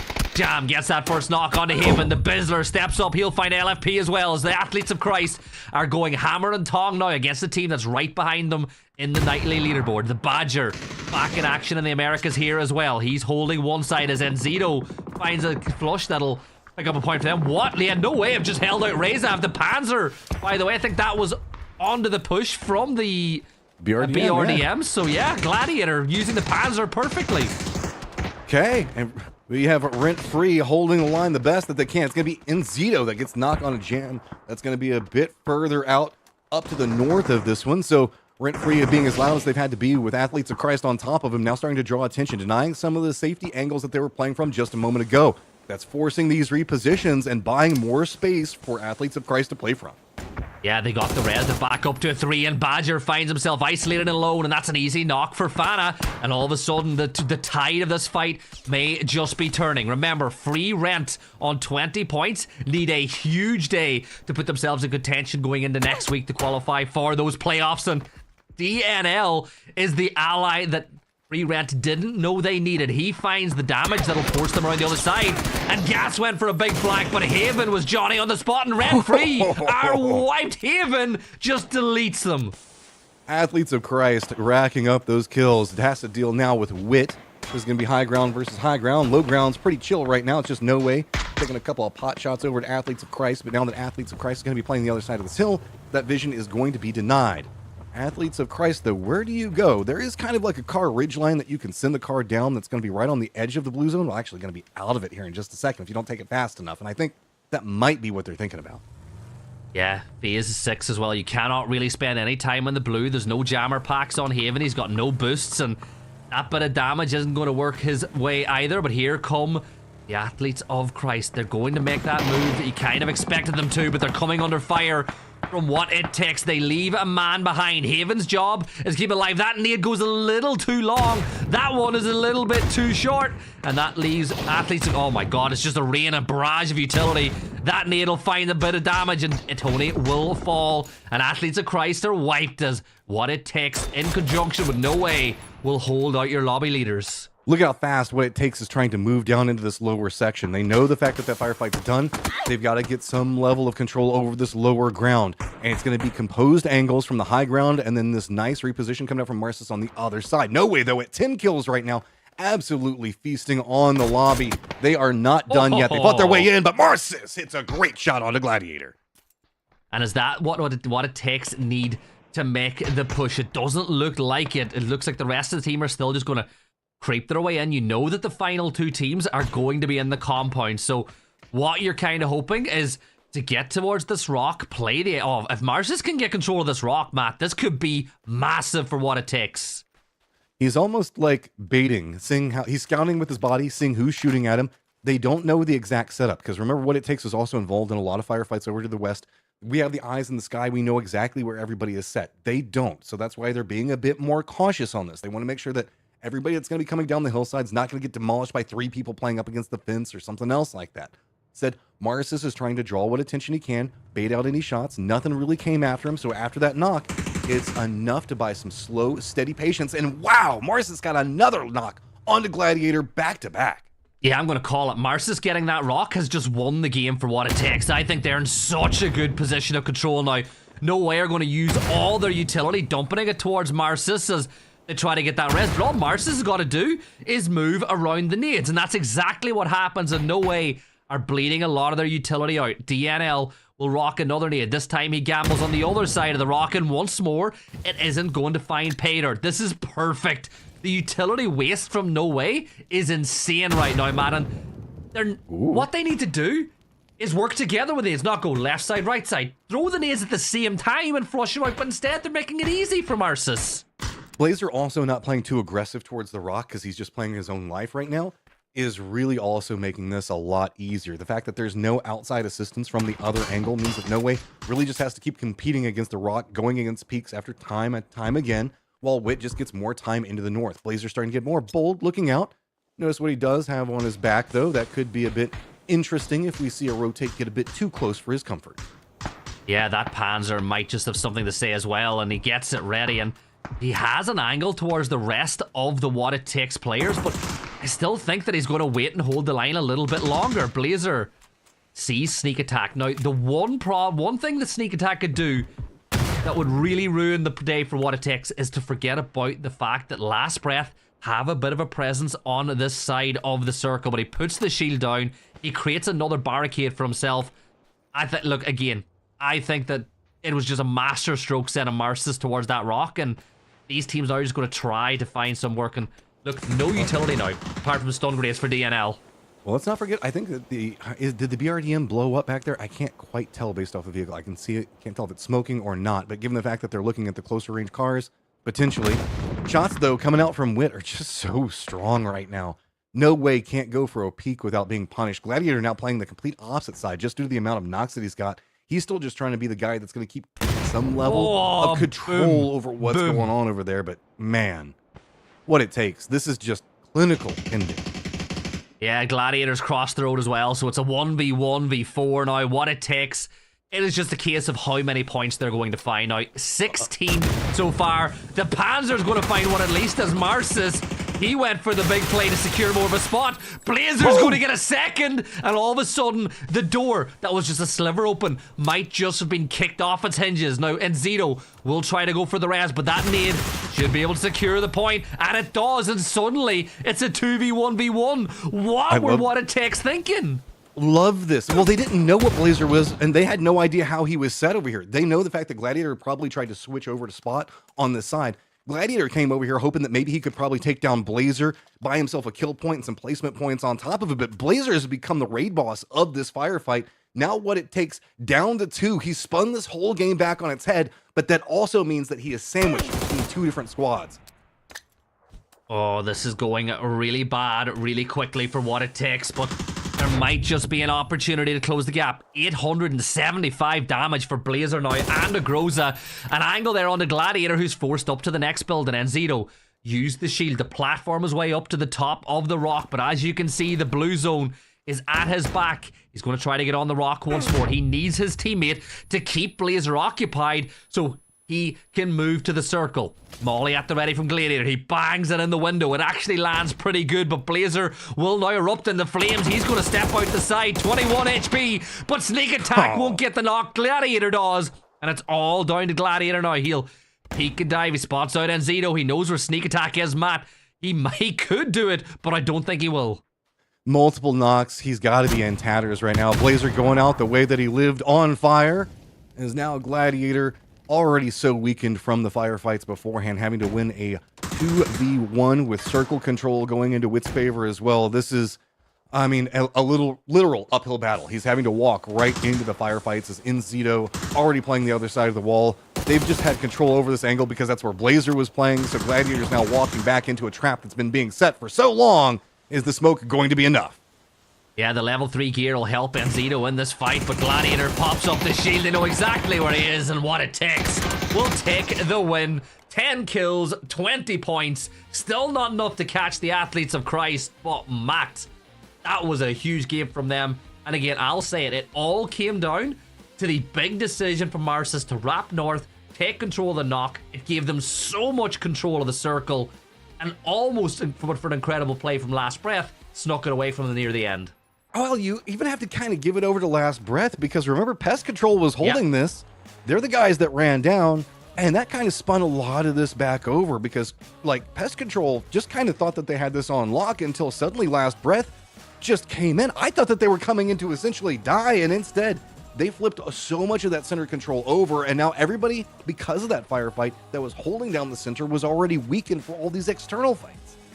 Well, they'd say that greed gluttony is one of the 7 deadly sins, and to be honest, I think maybe the one problem that Pest Control made was the fact that they tried to hold the whole compound with 2 players on either side of the road instead of just holding half. You know what? Let another team take the other side of the road. We take one side, it gives us more strength if we're crashed, but they tried to hold too much, and you said it, Last Breath took full advantage and managed to get a top 3 out of that one.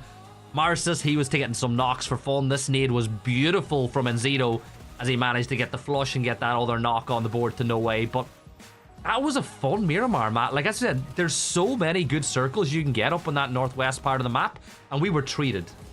Oh man, I love San Martin fights. Specifically, this whole area has just got so many great dynamics. It's one of the best sections of the map, in my opinion, whenever we get a chance to spectate it or even to firefight in, because it's got so much verticality. It's like Chumacera on steroids. Yeah, it's great to see. But look at the overall leaderboard. What it takes to pick up 20 points. No way, with a 17-point second place. Great work for them. Last Breath pick up 11 points. That'll help them a lot. But Athletes of Christ, just double digits seems to be the minimum requirement for them every single map they play. But big one for me, Matt, before we switch over to the overall leaderboard, is the fact that Team Fate weren't able to pick up a single point. Yeah, I mean, Athletes of Christ picking up some. What it takes having a big come up. Rent-free, just a couple of points back behind it all, but then it gets a bit dicey with no way back behind them. Last breath on a big come up of their own. Team Fate going to be back behind that one like you're talking about. Yeah, what it takes on 23 on the night. 29 for Athletes of Christ, but all in all, like, you see a lot of teams that are already, I don't want to say qualified, but they're definitely in the mix for qualification, just not picking up the points they would have wanted. Like, Duel and Pest Control only getting 5 points each as well. In a circle, that was really good for them. Athletes of Christ, 19 kills in 2 games is pretty absurd when you think about it. They're sending everybody up into heaven, and this is absolutely nuts games coming out from them. What it takes, though, also just very cleanly last played. A lot of very good, innovative plays that we've seen come out from these squads with, I don't even want to say tempered aggression, just because it was all happening so fast and how the circles were set. You just had to go. You got to get those kills quick. Yeah, and that's what they did. They were able to take advantage. But what we are going to do is take advantage of a couple of minutes of a break we're going to take to get rehydrated. You should do the same at home. When we come back, we'll be taking a trip to Tago. Don't go anywhere.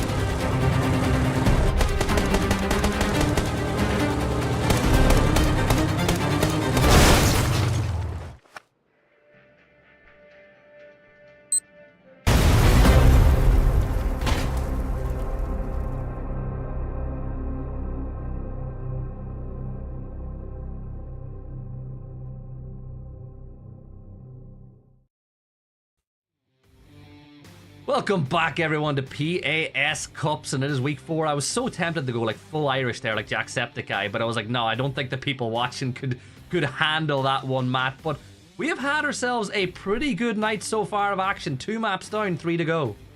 See, now I just really need to hear the top of the morning, but we'll do that one on break. It'll be fine. It'll be fine. That one's just for me, guys. You don't get it. This has been a very intriguing set of first games, man. It's been kind of a dicey first circles on Erangel into a San Martin, so it's been a very, I guess, brutal section, and we're seeing kill count games doing well, and our new squad in Rent Free coming up, finding success in 2 games in a row. That's scary for a lot of these guys in the hunt. It's really weird because we're having what feels like 3 to 5 teams on both maps getting double-digit points, and usually you'll have one team get 20 plus, you'll have another team around the 13, 14 mark, and then everyone else is like 7 below. But this one has been just impressive for how a couple of teams have been able to just exert their will on the lobby. Flight path, though, this time as we go to Taego is a little more player friendly, right across the middle of the map, starting in Kangnyeong, finishing off by the island just north of Hapo. But a flight path like this opens up the possibilities of almost every single circle you can get here on Taego. Yeah, and when you're looking at the tail end of it, it feels like it could do that northern lean onto the island. That always makes you a bit nervous, but also does mean the fact that you can probably get your drops, get comfortable. You don't have to worry as much about having to deal with like maybe contested drops as we've been seeing in some of the earlier plane paths, well, the first plane path, I should say. So you at least managed to come into this one a little bit more with your feet underneath of you. Sorry, I nearly choked there, man. I'm sorry. I took a drink when you were talking. And it, dude, water's deadly. That's how you drown. It went. You're right. You're actually right.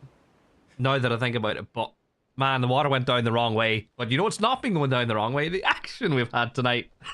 Oh, boo, boo! That one was cheesy. I needed to throw. All I was trying to do was throw to you quickly so I could cough. That's all. I was expecting a dirty joke, and instead I got to lead into the action. Okay, fine. I'll take it. Circle does pop. Doesn't go island. Actually goes south, man. We've been seeing a lot of southern circles on the international, and just through the competitions here that go to this southern section. Yeah, I was suddenly looking at the flight path, and I was like, you know what I've not had in a while? A circle down by like Hospital Nohyang. So I think that we actually have a good chance, and for once, right? For once, Duel will hopefully not find themselves on the east side of the circle, struggling to get in, being shot down. This is what's funny, because I find a lot of these squads that get so used to chasing the circle, whenever they get the circle, suddenly they're like antsy. They're like, what do we do? How do we handle this? I mean, where we don't fight? Do we just have to defend? What? Because they haven't done it in so long. And so instead you get like this, like, okay, we've got to slow back down. Internal pacing for players is difficult. Like, one of the things about this game in and of itself, right, is the adrenaline rush you get whenever you get the victory. But a lot of people don't realize that adrenaline rush and how emotionally attached you are to getting the victory gets you too emotional and often can cost you the victory. So mentally slowing back down, especially when you have had to like get into a lot of these crazy fights, just to move into a simpler circle can really ruin you. You know what it's like? It's like when your wife or your partner tells you you're right. And you're like, huh? You just don't know what to do. You're like, huh? It's like, honestly, the best way that a wife can stump their husband is by telling them they're right. You just don't know what to do when they say that. You're like, is this a test? I think that's what they're like doing. Like, is this a test? What's going to happen? If we're center circle, how do we mathematically not be in the next one? You know, like that's what's happening in your brain. It's very, very true. Like, you said I was right. Yeah. Am I wrong? Did I do something wrong? Is this like the what do you want for anniversary? And you say nothing, and I'm really screwed? What's going on here? Yeah, it's like the dare, you know, when you see like 2 teams in common, it's like, one, you know, do what you want to do. You know what I mean? It's up to you. If you want to go out, it's up to you. Wife jokes aside, I'm actually pretty lucky that mine's always just like, nah, like brutally honest is her fashion, so I don't have to worry about that. She's brutally honest with herself. So even when she's wrong, she's like, I'm sorry, I messed that one up. And for any girls that are watching, just letting you know, that is a breath of fresh air, and it's always appreciated. Yeah, just say it how it is. Well, that's what we try to do on the cast as well, is what it takes. Get ready to take to the sky. Palace, I think this is the right decision for them. There's a lot of bridges that you can cross, but get up in the sky early, maybe drop. If I was what it takes, X-Mat, I'm going to go as far as... I'm going to go to hospital, right? Go as far south in the flight path as you can, because you know the flight path and where the teams are going to drop. That there's going to be nobody there. You can get a car. You can build your map from there. Yeah, that is always the downside whenever you're taking the emergency pickups, right? But you're like you're talking about. You got the barrier wall that's over into the east. This is almost touching down along the coastline. So the southeast is so open, so free. Longer drops could be pretty rewarded. With the center meta that's set up, we're kind of not seeing a lot of people playing more into the north. They're playing the Ouyang positioning very, I guess, aggressively. There's a lot of people now. Duel, we were talking about you having to deal with a lot of friends nearby. They're getting them real quick.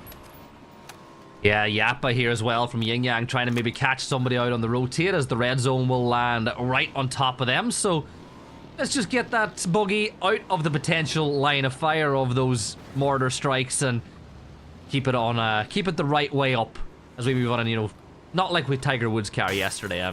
That was a rough one to see. It happens every couple of years, right? You always got to get into Tiger Woods' cars jokes. I remember, like, what was it? Whenever the game first came out, everybody was being like, our car physics are like Tiger Woods driving. And here we are yet again. Somebody said to me, you have to be really specific now if you get a genie's wish, that when you're saying you want to drive like Tiger Woods, that you specify that you mean the golf type, not the driving ability. Yeah. And man's catching strays even over here in PUBG right now as Athletes of Christ on the tail end. Razab gonna be just pathing in front of him, but that's gonna be about all she wrote for that. Gonna get enough time and space. Wit does opt into doing the cut very late, so they're gonna be in the southeast like we were expecting just a moment ago. And really, there's gonna be another follow-up emergency pickup, and that's gonna be Tempest coming in. Yeah, all these teams trying to make their way into the circle and find a home. It looks like what it takes did exactly what we thought. They went all the way to the end of the flight path. They'll drop by hospital, get themselves some vehicles, and build their game from there. Stokely here from Injected. He spots out Klausera as he rotates into the circle, and where there's one, there's usually a couple more, so Stokely might get another opportunity as he looks towards Kalnix, but these are really difficult shots to hit. Even with the M4, at that sort of range, you got to be bang on with every single shot, but this is fine. Like, yes, you're seeing a team leapfrog you into the circle, but for Injected, they're still comfortably inside the zone, and there's still lots of areas that they can play from. Yeah, this circle has so much space that you can kind of really play. Only issue is it might start getting a bit more gate kept depending on how many of these emergency pickups opt going against the zone wall. Athletes of Christ getting a bit pushed back here. Here's their exchange between them and Rent Free. Rent Free is just trying to move in a bit closer to this hillside. Doesn't want to let too much of this high ground get usurped away from them, or they maybe have to make a push or rotate down. We still have two squads, not even inside the circle or making any type of play for it right now. I think, wait, no, I'll take that back. New Gen All-Stars finally starting to hop in vehicles and make their way over here. Yeah, and you look at the way Pest Control are lined up too, chances are they might have an E-pickup because they're all together and they might just be waiting a wee while to bring that one in, but maybe second circle. Yeah, see what happens. I think elsewhere though, everyone else is inside the zone. New Gen All-Stars, they'll make that rotate. They've got loads of free space.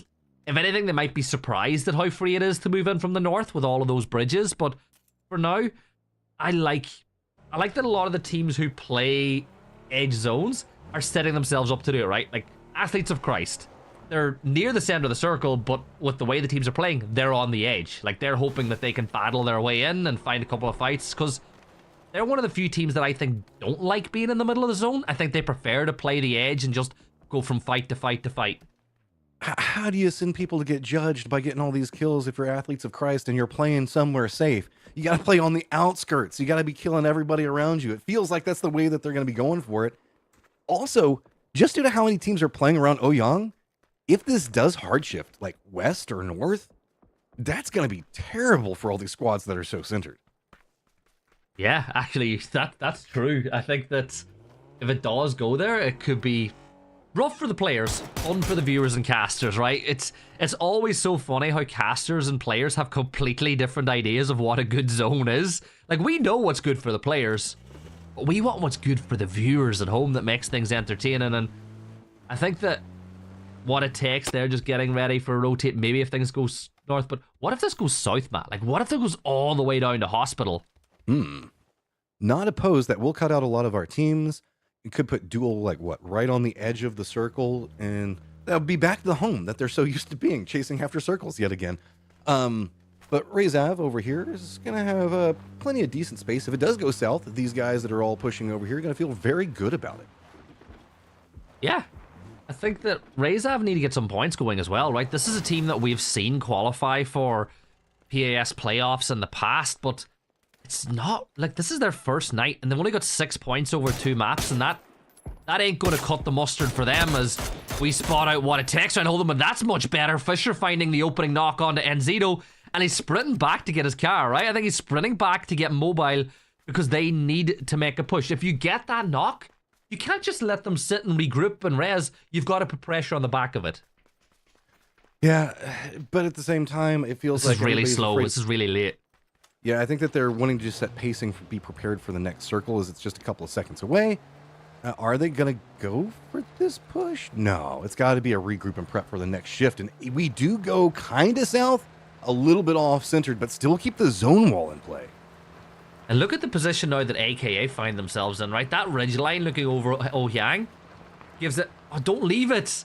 They're sending it into... I don't like this. If I was AKA, I would play the hill. But instead, they're going into Ohyang as so many teams are full sending it in. Like, I know that you're looking at all the terrain around the center of the circle and thinking maybe it might just be best to go into Ohyang itself, but I think you're giving up a trick, a potential to pick up lots of kill points for a small chance of a win later on.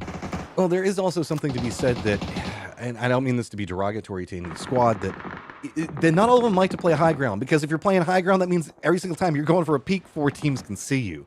So sometimes some teams like to play it a little bit safer and just go for compound safety, keep it a bit more casual, not go for those high-end kill counts, and even if you do end up losing one in the push, at least you manage to get somewhere safe instead of losing your whole squad to peaks and destruction as another squad now moving into Ohyang.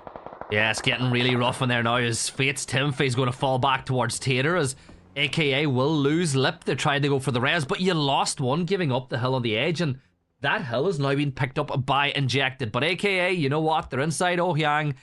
They'll play there for a little while. Timfey going to throw that nade down at the bottom building, does 31 damage, but as yet it's not enough to find a knock. This nade might be a little bit better. Stop throwing nades in third person. Go to, there we go, first person. Your nades are away. Matt. TPP wasn't the problem. Help. Okay. I mean, look, I'm not going to judge. I miss those a lot too. You know what it's that hard. is? I mean, he was right on the lip. It was just rim both times, man. You know what that was? A European nade. Oh, I'll let you say it. Yeah, I can say it. You know what? I can get away with it. But if I say it, even though it's an NA chat, everybody will be like, "Oh my god, much bias." Oh, it's fine. I can say it. Even though I can be biased sometimes. But hey, what are you going to do? Fate, they're in a good spot. They'll be disappointed they didn't get that knock. But look, sometimes you win, sometimes you lose. They'll keep on moving as we now got 4 teams inside of Ohyang. Rezav are not too far away either. What it takes to play the hill on the south alongside Injected. And, you know, we spoke about the new gen all-stars and the late rotate they were going to make.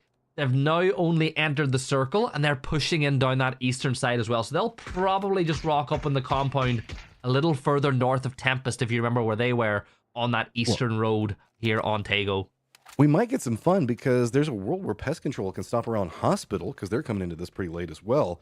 A couple of intriguing endings. This is more of the circle you were wanting. So I was saying, we staying Ohyang? We going Fields Northeast? We getting some Hospital love? What you feeling? I think it'll go. Look, it's always a guess, right? Everyone's like, "Oh, I know it's no, it's a guess." I have a feeling we're playing for fun. What do you want to see? Is all I'm asking. Not saying where do you think it's going to happen. What's fun?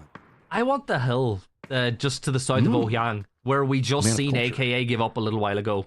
You know what? Because it keeps Injected in a good spot, and I want to see how they handle having such a good position too, because they're a team that have played in almost every single week, but they're not by any means comfortable in their qualification. Yep, that's basically what we got. That circle that I wanted. Okay, well, Injected, you're going to have to defend. And remember how we were talking about that some squads don't always want it? It's this situation that can sometimes be the issue, because you're going to have so many targets and so many people now coming after you. If you can keep this under control, you control the game. But if you can't, everybody else gets to control you. Yeah, and I'm looking at teams like What It Takes as well. Like, they've got a 2-2 split. Do they elect to keep it now? Athletes of Christ have got the position that they would want to play, where they've got that edge of the circle and they can put some pressure. But here comes the last breath rotate. They go all the way south and they'll go past the Athletes of Christ. They'll drive towards what it takes. And on the bright side, Matt, Duel aren't going to find themselves on the east of the circle for once, and they're trying to just find a spot up on the hill, and they're heading right towards Injected, and I think they'll use the edge of this building to crash on it, and I love this push from them. This is just bullying Injected out of position and instantly usurps it. At least gets a knock back, but you can see Injected realize the writing's on the wall. We can't really stay for this too much longer. We're now vulnerable over here. Third, fourth parties could be coming after. Duel just trying to get into some cover. They want to keep their players up and alive. Regroup happening for Injected side as well. One down and flushed, and it's going to be Pinta all the way up there for Duel. Yeah, and Injected just did a ton of damage onto Stokely with their own nade, just reducing his ticker even more as they'll look for some nade. They've got a BZ nade, which could clear out the shack for now, but at the end of the day, you're going to need a lot more. Rez is being pulled off here. Does he try to make a big play on the other side of the hill? As it's all kicking off inside Oh Yang as well between Team Fate and AKA, but I think for Injected, they've done well to get 3 players back on their feet now, and I think it's full retreat, Matt. Just get out of there. So give up the position to Duel and live to fight another day. Well, they're going to be going into this one a little bit more blind because of the length of this firefight. They might not know exactly where is free, so they might just be kind of forced to play on this one. You can see that they're at least trying to get some of their cars into a better spot in case that they've got to go. A couple of firefights are still happening externally from this. It looks like Pest Control is about to crash on the New Gen All-Stars, or at least on the compound right across the street from them, one of the two. We have No Way that also is getting kept out by Yin Yang right now, as well as Athletes of Christ. Rent Free is also going to have to get into the circle. It's going to be pretty close to last breath, so a lot of independent firefights all going on at the same time. Yeah, and that's what you expect when we get to phase, about to be phase 4, and there's still 16 teams up, 59 players alive as Haven will now get on the move. He gets inside the pony. He's going to try to get some momentum going, but with a pop tire, going to take a little bit longer. There we go. That's what tends to happen when you pop a tire on one of these bad boys. But he spots out the player vaulting on the other side. Haven with the nade at the ready. Tosses it up. Is it going to be a first-class delivery? It lands right at the feet, but blows up a second too soon. That will allow Yakuz to dip back into cover. Circle shifts, holding on to Oh Yang, holding on to this hill. This is going to get mental now. There's no way are going to send it into this hill as well, just south of Injected. Oh, this is going to be really bad for Injected. They're about to have a whole bunch of vulnerable angles if they're not careful. This full-on fight happening on the side of it. Rent Free is going to go down. And now we've got Yin Yang still playing around the outside against what's going on with Athletes of Christ, who got so much control in this firefight for the time being. Yakuz, the last one up, does at least manage to get the knock and the flush onto Haven.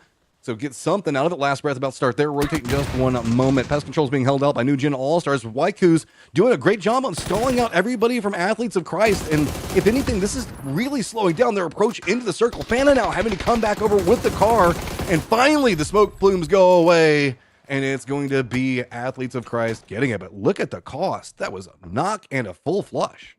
Yeah, but they'll get the res. And I think that Fana has just secured a spot inside the circle for his team now as well. But as you said, one player doing a ton of damage as we hop on board with the New Gen All-Stars now fronting up against Pest Control on the south side of the circle, and by the looks of it, just electing to reposition so you can bug out a little bit later. You know that Pest Control have got to move this way, and Pest Control, well, Matt, they're going to just hug the edge of the circle and wrap all the way up that eastern side, and I think that they've pulled the blinder. I like this rotate. I like how they got out of here.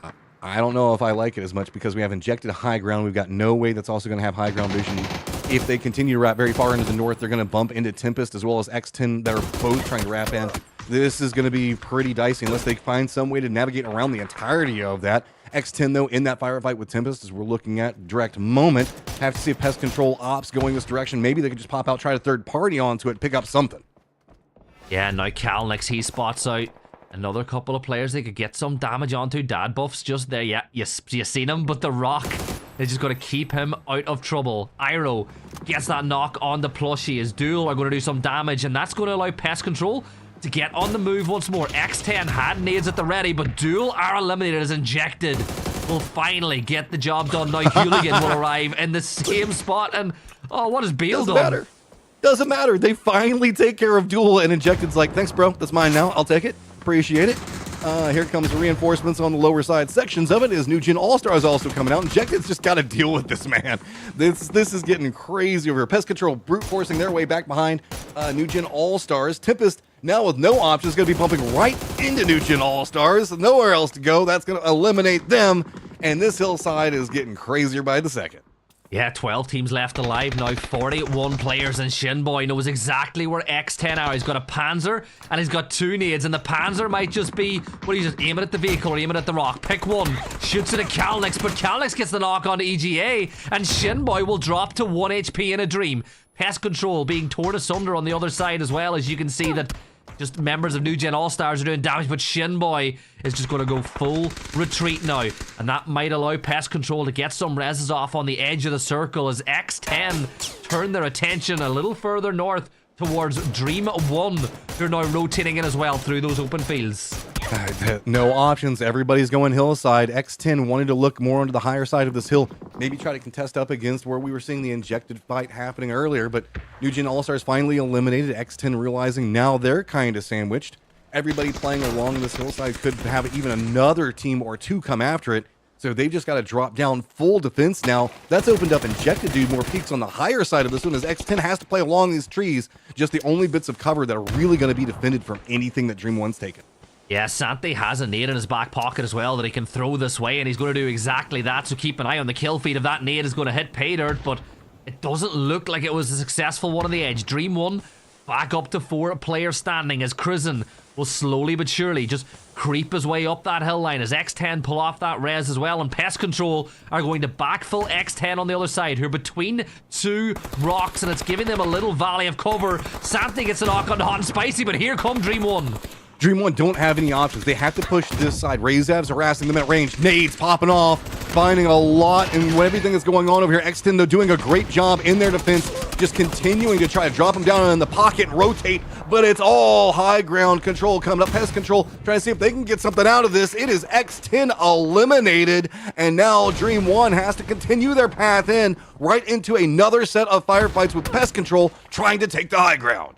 It was their Alamo, but eventually it's going to fall, and Joshy now is going to try to push on up as Dream 1 probably going to lose VPS, but he'll be a scout for the team, feeding the information to Joshy, so Joshy will stun and move. K-Mine gets a kill on the board, but Conf now is going to peek on the other side. Choppy finds XH's Injected, or third party in this one. They're stepping up now. Conf will fall as K-Mine is the last Canadian standing now. 10 kills on the board for them, 4 for K-Mine, and looks like he's going to keep an eye on what's going on with No Way to his back, and that will allow, or should allow, Lippy to potentially go for the res, because K-Mind, he has no nades, he's got no BZs, he's hoping he can find one, but No Way find K, and now he's in a ton of trouble.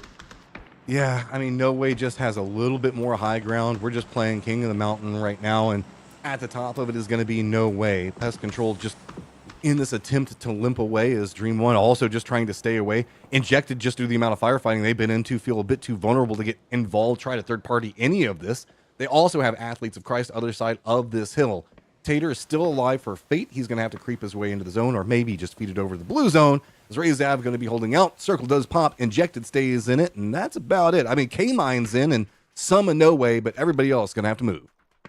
Tater gets knocked there as he was inside the blue. That blue zone picking up a point for itself. It's had a decent game so far, or a decent night so far, if you could see how many points the blue has, but as you can see, K still up. Injected, they've got a good spot inside the circle, but they've only got 2 players standing. But man, I asked for this circle. Now that I have it, I don't know how much I like it. It's almost too open at this point. Yeah, that's high ground circles are like, it's like radio tower, right? You know, like the more vertical it gets, it feels so fun until suddenly everybody's just kind of like limping their way into the circle. Our strong squads right now are No Way, that's high ground, great. But then it's also going to be what, Athletes of Christ as well as Razav, and they're opting to push onto each other instead of have to deal with the hillside. That's just kind of how it goes. Panzerfaust goes a bit wide for Razav, doesn't get what they want. Don't worry though, they've got another one. Maybe this one will go a bit better. Yeah, V-Flaws will start tossing the smokes out. He has a Panzer at the ready too, but Tony will get him down to 4 HP as he gets on the move, and LFP steps out the side, and that's another knock as Razav, well, getting torn asunder would be the right way to put it, but I love the decision from Athletes of Christ. You can go towards the circle or you can go for the points. They're going for the points, and Well, they are doing a fantastic job of finding them. Pana, his position is known. LFP sends that nade up and over, but it's a little bit too short as Pana will dip in now in the blue zone. Is about to force him out of this position, Matt. And, well, that nade was much, much better. Rezav eliminated, and the Athletes of Christ get their 9th kill of the map. Yeah, but they're still under duress from Wit across the circle, who has to get into the circle as well.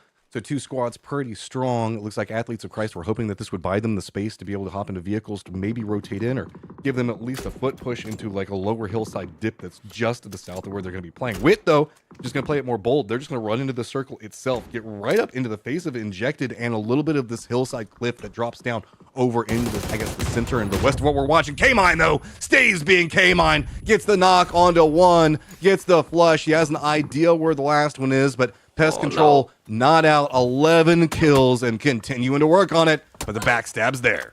Yeah, K-Mine will just go into the smoke, get the first aid off, and hope to get the kill on the Lippy in a second, who is going for the wrap on the other side, but those footsteps are loud, those tippy taps of the feet, and now K-Mine should know exactly where he is. Stun grenade is thrown, Lippy spots him out, but K-Mine's better. He gets that extra point, 12 kills for Pest Control, and 6 for K-Mine as they move to 20 on the night, but I feel like for K-Mine, that's where the points might just stop. There's not a lot to play. He's at the edge of the circle, and now what it takes are getting third-partied. Lopez gets the off angle, and Choppy will confirm out K. 4 teams left alive. New circle has revealed itself, and it's going to be right where the Athletes of Christ want it. It's uphill push into very weakened squads. Wit taking a knock in a vulnerable position with Marcis going down. Now it's going to be a No Way coming in from the south, and Wit kind of being caught between it all. Injected compound that's keeping him alive for so long, now under a duress. Athletes of Christ coming in full gusto. Yeah, now all you got to do is just keep them pinned. They're inside the shack. You've got a stun grenade. Chase that flash in the door. Shoot it open. Stun grenade. And easy you go. 2 points on the board. It's never mind a stun grenade. A big one will do the same job. Fana gets the kills, and the Athletes of Christ, they get their 11th kill. And they now secure the spot. What a battling performance it's been for them so far. What it takes. Well, they've been in the wars all game, but they've only got 2 kills, Matt. Well, this is a big thing whenever we look at Athletes of Christ, the amount of kills that they're getting, making in the late stage over and over again. The amount of point sponging that they're doing is kind of neutralizing. Sure, they've got a lead, but the more that they continue to push that lead just compresses the rest of the leaderboard because that's less points for everybody else. Wit, No Way, they want as much as they can get out of this one right now, and Wit's playing kind of back foot position with No Way having the high ground precipice, looking down into everything, but Athletes of Christ, look at that, 3-man split across. Who needs a deployable shield whenever you've got a lorry on its side to provide you with all the cover you could possibly need from that direction? Now, I know that if it explodes, it could flip and cause a world of pain, but here is Fana. How does Fana manage to creep that close to No Way without being spotted? Well, it feels like No Way is kind of caught up in watching what's going on with Wit right now, and Tony's getting closer and closer by the second. I mean, he's just on the other side of Lopes. He's already spotted. Nade's going to come out. Cooper provides some cover, but as he retreats, the curve for the nade is perfect. Fana pops the exact same second. No Way down, lost 2 in a second. Oh, once again, just the Athletes of Christ converting the whole lobby to the good word of 556 as Fana will step up once more, and it's another knock as No Way see 3 players fall. Now Gladiators wiped out as Tony does it. That is clean. 15 and the potential of 3 more. You've got control of the high ground. You know exactly where what it takes are. Athletes of Christ. Surely, Matt, surely this is 28 points. And this is karma coming back. Remember, what it takes was harassing Athletes of Christ and a lot of their rotate pushes to pick up these kills. They had high ground and vision, and now what it takes, who kind of got caught into a desperate situation down the lower section of the hill, has to deal with a high ground Athletes of Christ. 15 kills and vibing up here. And this is the problem for what it takes. They've got no vehicle. You've got no cover. Like, it's just open ground. What you need is to force a knock and then use smokes to close the gap. But Athletes of Christ are not going. The only player that you can maybe get is LFP, because Tony and Fana are going to just play the information game at this side. LFP's whole job is to keep an eye on what it takes if they decide to rotate towards the north. Like, if I'm what it takes, you stay here, you battle, you dig in, but I don't see where they get out. I mean, look at this. We're already coming in. No helmet on Marins right now. They don't have really smokes to work with. I'm assuming that they've been having to burn a lot of their utility just to survive on this point. So they're going to be coming in very low economy, or at least a very weak economy, one of the two of them. Athletes of Christ with cover points to play from, high ground advantage, center control. You were talking about, it's like what all they don't have. Right now, Wit doesn't even have the circle, and they're going to have to just kind of walk into a kill box. Look, I think it's I guess if they were able to do it in Normandy in World War II, you could maybe do it here as well, because it's very similar odds. But with the smokes being thrown, it's go time. It's here we go. 3, 2, 1. Oh, the pop tires are a problem. You're not going to get any momentum. Oh man, how many smokes do they have, Matt? How many do they have? I don't know. I didn't see one on one of the players. I can see at least to switch over to the next one. You just got to hit your shots. That's the only way you survive this. You got to hope that you can get it a bit more isolated, which the split happening for Athletes of Christ could allow. That BZ. Yeah, landing right on top to stall, even throwing Molotovs. Tony's even going to hit the shots. This is just feeling like cyberbullying. Look, throwing stuns on top of the BZs. It doesn't even matter how much smoke is down there. Athletes of Christ just takes it. Man, 18 kills, 28 points. As if we weren't sure they were going to finish top of the playoffs or top of the Cup's overall leaderboard. They just continue to dominate and continue to put on the work. Look, these are the up-and-comers. These are the... I say up-and-comers, right? We know that Haven's been around for a long time, but I feel like Fan has really put in a lot of work and put a lot of, I suppose, respect on his name. But man, Athletes of Christ, it almost reminds me of what it used to be like the odd time that you would see a Liquid or a Falcons, you know, playing in the open qualifiers a few years ago. It's just shooting fish in a barrel sometimes. Back whenever we used to get the Bison games. I miss those a bit. But yeah, you're not wrong. There's enough lead that Athletes of Christ can kind of continue to play whatever game that they want. But I mean, what else would they be wanting to do? They're pretty much fighting and taking whatever they desire, and it's being a problem. And even whenever they're kind of in, I would say, not advantageous positions, just their firefighting capabilities are getting them out of it. Oh, they're fraggers. Like, they're absolute fraggers. And, you know, sometimes people can overthink it, but at the end of the day, this is a shooter. Like, PUBG is all about shooting, and they're winning on that front. And even just the way that they took the fights, right? They were on the eastern or the western side of the circle.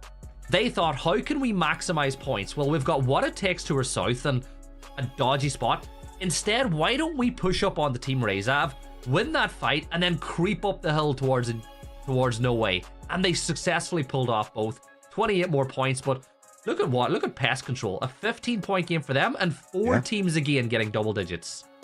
12 kills, 3 placement points. Pest Control big. Squad that's again trying to find as many points as they can today. Not going to feel too bad after their start, but a 0-point game from Rent Free is a bit problematic. See if they can manage to rally in these last two. But I mean, we can talk about everybody else that we want to, but Athletes of Christ, 18 kills. That says pretty much all you need to know. Oh, they're so good as we get ready to look at the overall leaderboard on the night. And, you know, once it does transition over, I'm going to pull the shocked face as we see that they are on top of that leaderboard with 57 points with 2 games to go. And the thing is, because they've gotten so many, look at how few points separate 4th place from like 13th. Like, it's 12 points between 9 spots. And that just comes back into the point sponge, man. When you're sucking up all of these points, it just makes it a problem for everybody else to have to compete with. I mean, the next big break that we've got is No Way to Rent Free, and that's 3-way tie. Then again, a tie 3 ways at 15 points. That's just a couple of squad wipes or placement points really can stack you in off that. So very well played, and it feels like Athletes of Christ have just had so much control over everything. Yeah, and at the end of the day, if you're trying, you know, if you've joined late or if you're just trying to get into the playoffs, Athletes of Christ winning these games is best case scenario for you if you don't win. Because if they win, it means your rivals aren't picking up huge points as well. So there is a positive for the rest of the teams in the lobby if Athletes of Christ do win, but you'd still like to get those points on the board yourself. However, we are going to jump into a quick break. When we come back, it will be a trip to Rondo. Don't go anywhere. We'll see you in a few minutes.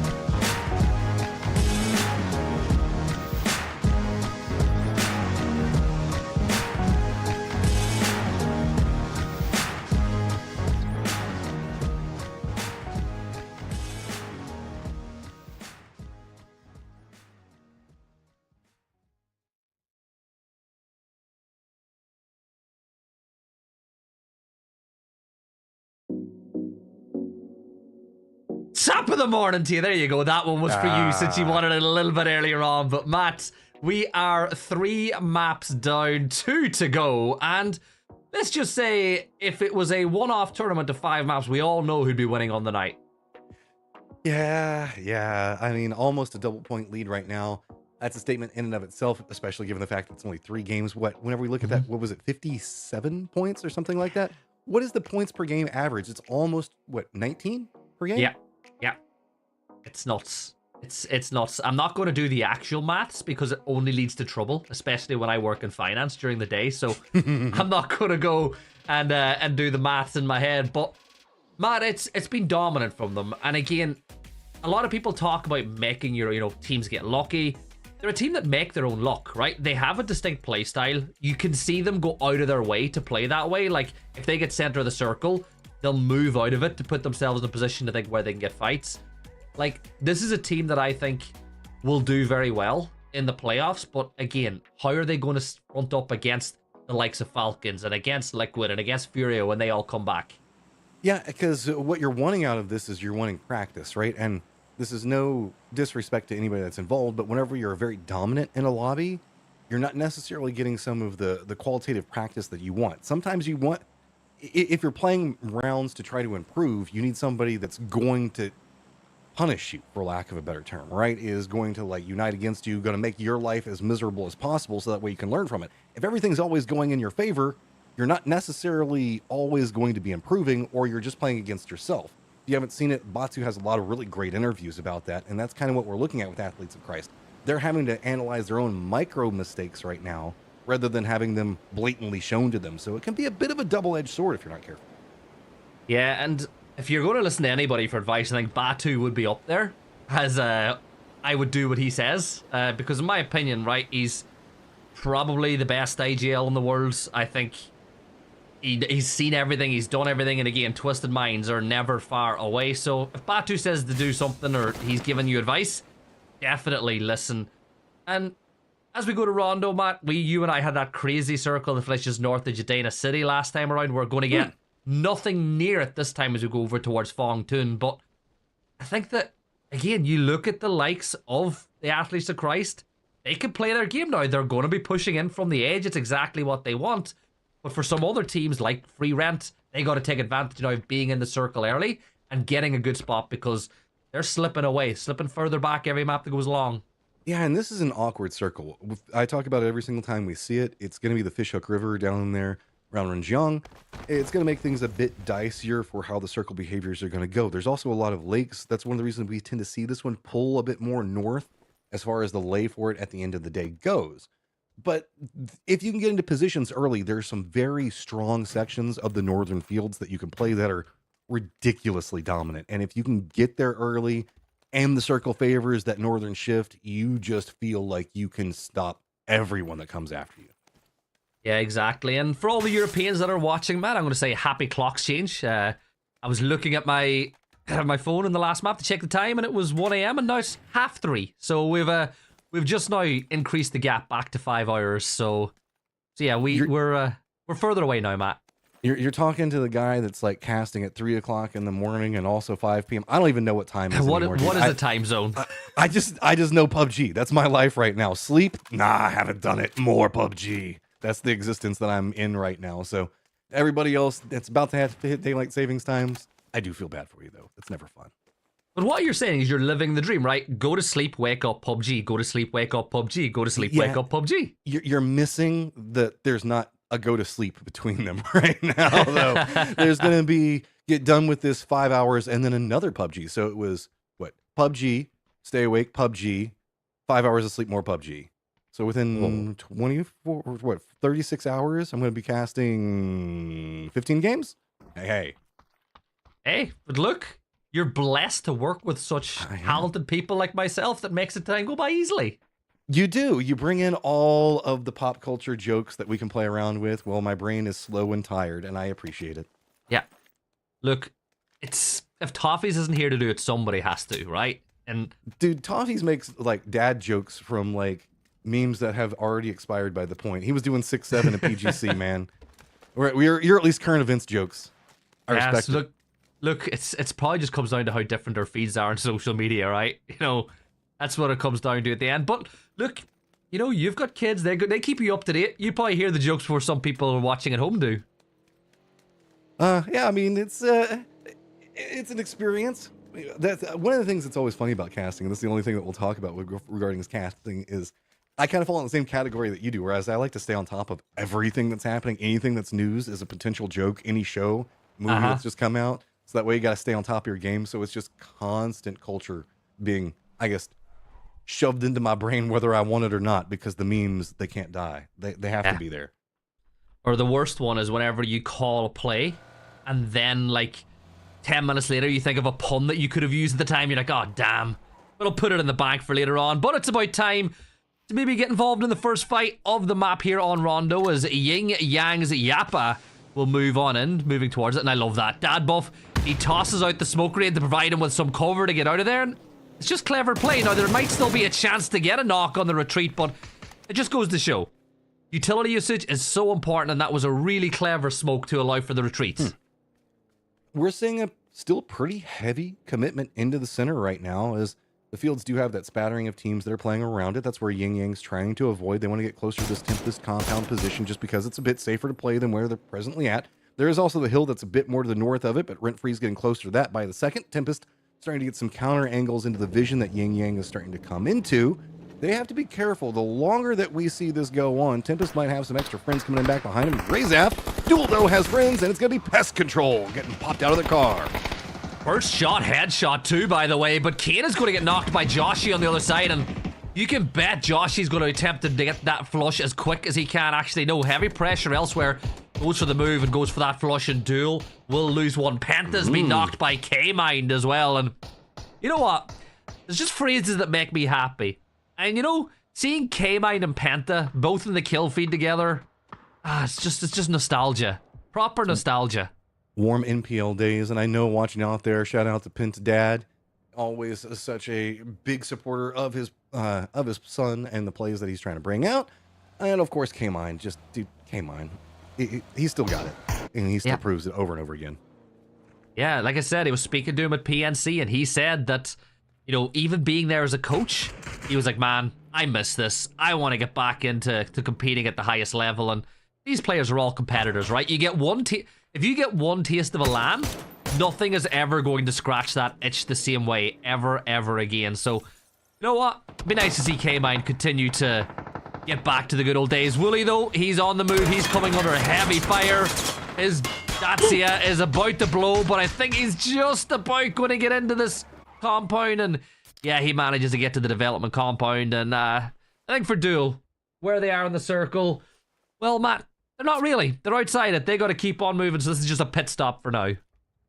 Looking at this also, got to give a shout out to Wooly and Iro, guys that were phenomenal players and just so much insight and capabilities. So always fun to see them still continuing to compete as well. I know eyes are drawn to names like Penta, who's just so historic inside the scene, K-Mind as well, but those guys been in there and had their own massive historic moments.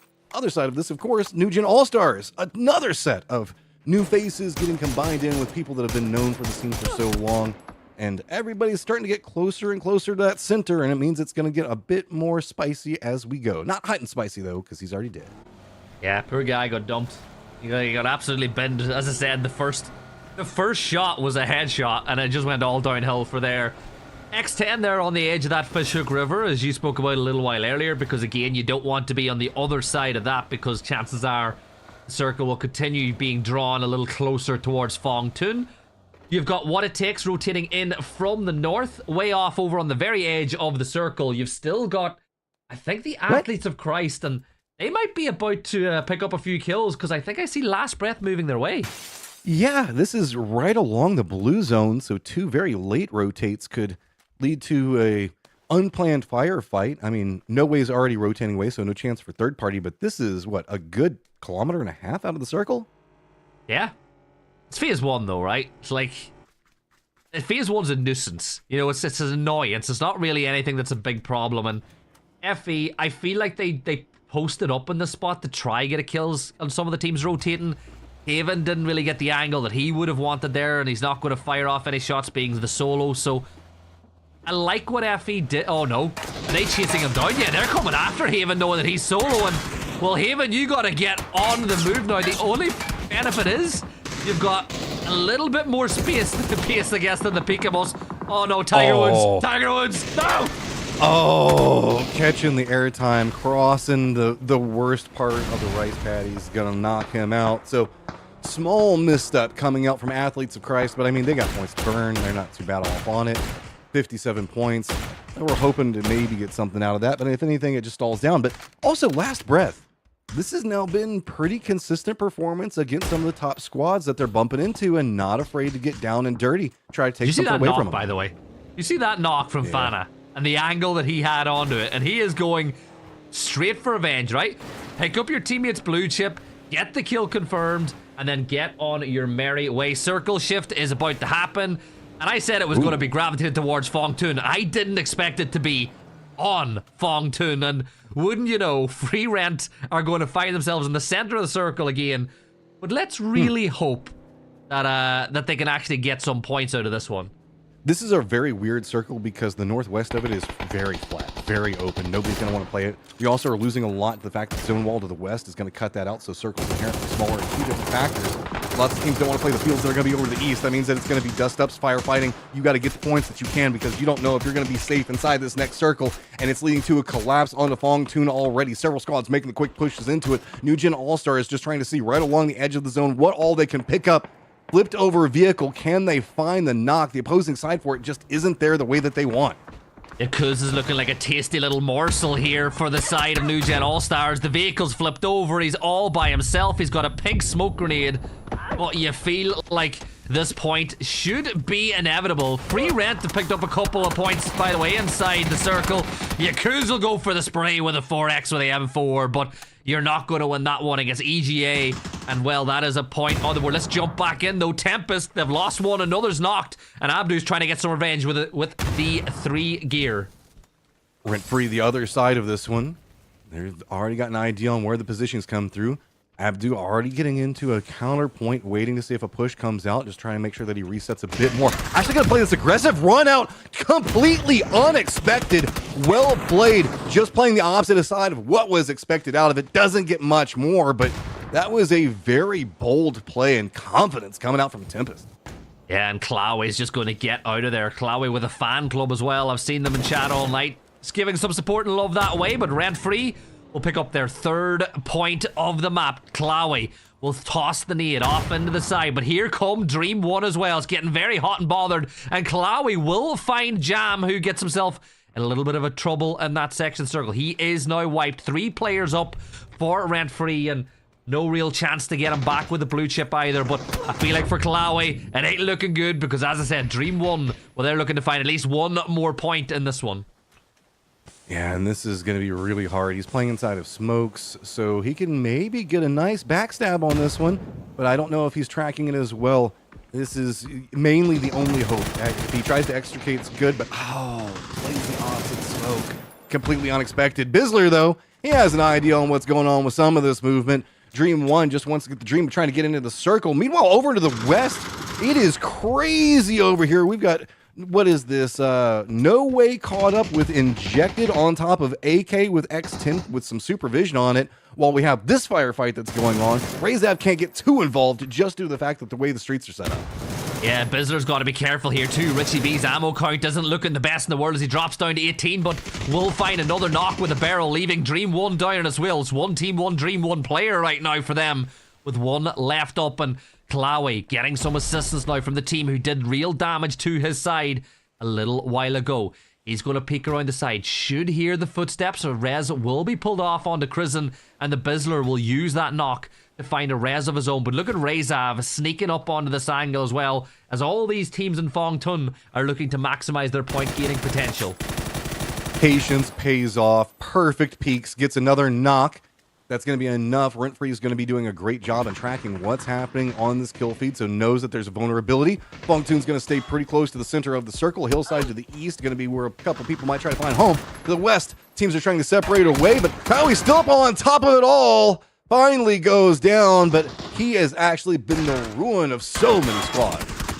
Yeah, now Honey Badger's caught as he tries to retreat by Fisher. We talked about the third party from Razav, and it's going to be pulled off. Bizzler and Gats are still up, but whether or not they're able to get the res is another thing to talk about. Gladiator will take out Injected. That's another point on the board for them, as we're down to 13 teams left remaining. The circle did hang on to Phong Tun as it shifted back over to... Oh my word, Fisher, that is just a nasty spray. Just doesn't even let Bizzler get anything out of it. Razav coming in slower, but that methodical nature paying off is they going to get exactly what they want. Everybody else just kind of in ruins around them. Coming into this one, it's going to be Athletes of Christ actually taking over the position that we saw Razav playing on the other side of this. Gats, though, he's not done. He finds 1, and now Dream 1 in a lot of trouble yet again. Yeah, Gats is going to use the stun to clash, and I think that he might just get the jump onto Kizzen here, but Kizzen will make the self known. Peeks around the side. Kizzen, it's the old school jump and sprint, and it works. Krizzen gets the kill on the Gats, and well, free Rent drop again in the early game, and yes, they have 24 points on the night, but they need a huge match 5 if they want to be in contention going into week 5 next week. Well, it's another team done. It's more opportunities for other teams to pick up points and placements. Dream 1 had to go through the tumbler for that one and only really got 2 points out of it. I mean, they at least have some safety for now, but you can see that there's already vultures around the outside of this in X10, seeing if maybe they can come and pick at the corpse of the 2 players that are still alive. Razav has moved more to the north, where we do have one of the players for AK. Pest Control's also coming into Phong Tun in the north. No Way's got eyes onto where they just saw it looked like Athletes of Christ make their rotate. Duel still caught up with Next Gen All-Stars over here, as Fate's going to be playing the opposing side of the hill, so this is at least contained, and it's an own firefight without a third or fourth party. New Gen All-Stars have sustained a couple of knocks here too, and that's going to make things a little bit rough for them, and Duel will fight their way out. They've got all 4 players up. They have 2 kills on the board now, and make that 3 as Wooly will wipe out Shinboy. And it's kind of a strange circle, Matt, when you look at, with 12 teams alive, but you look at the positioning, like you have a massive condensing of teams in and around Phong Tun, but all of the north is basically held by NA. A little bit to the east of that, you've got Duel, who've still got 4 players up, and then the southeast is the same. This next circle is going to put the cat amongst the pigeons, and I think New Gen All-Stars, it's almost as good a circle as they could have got with only 2 players up. But the problem is now the duel know they're weak.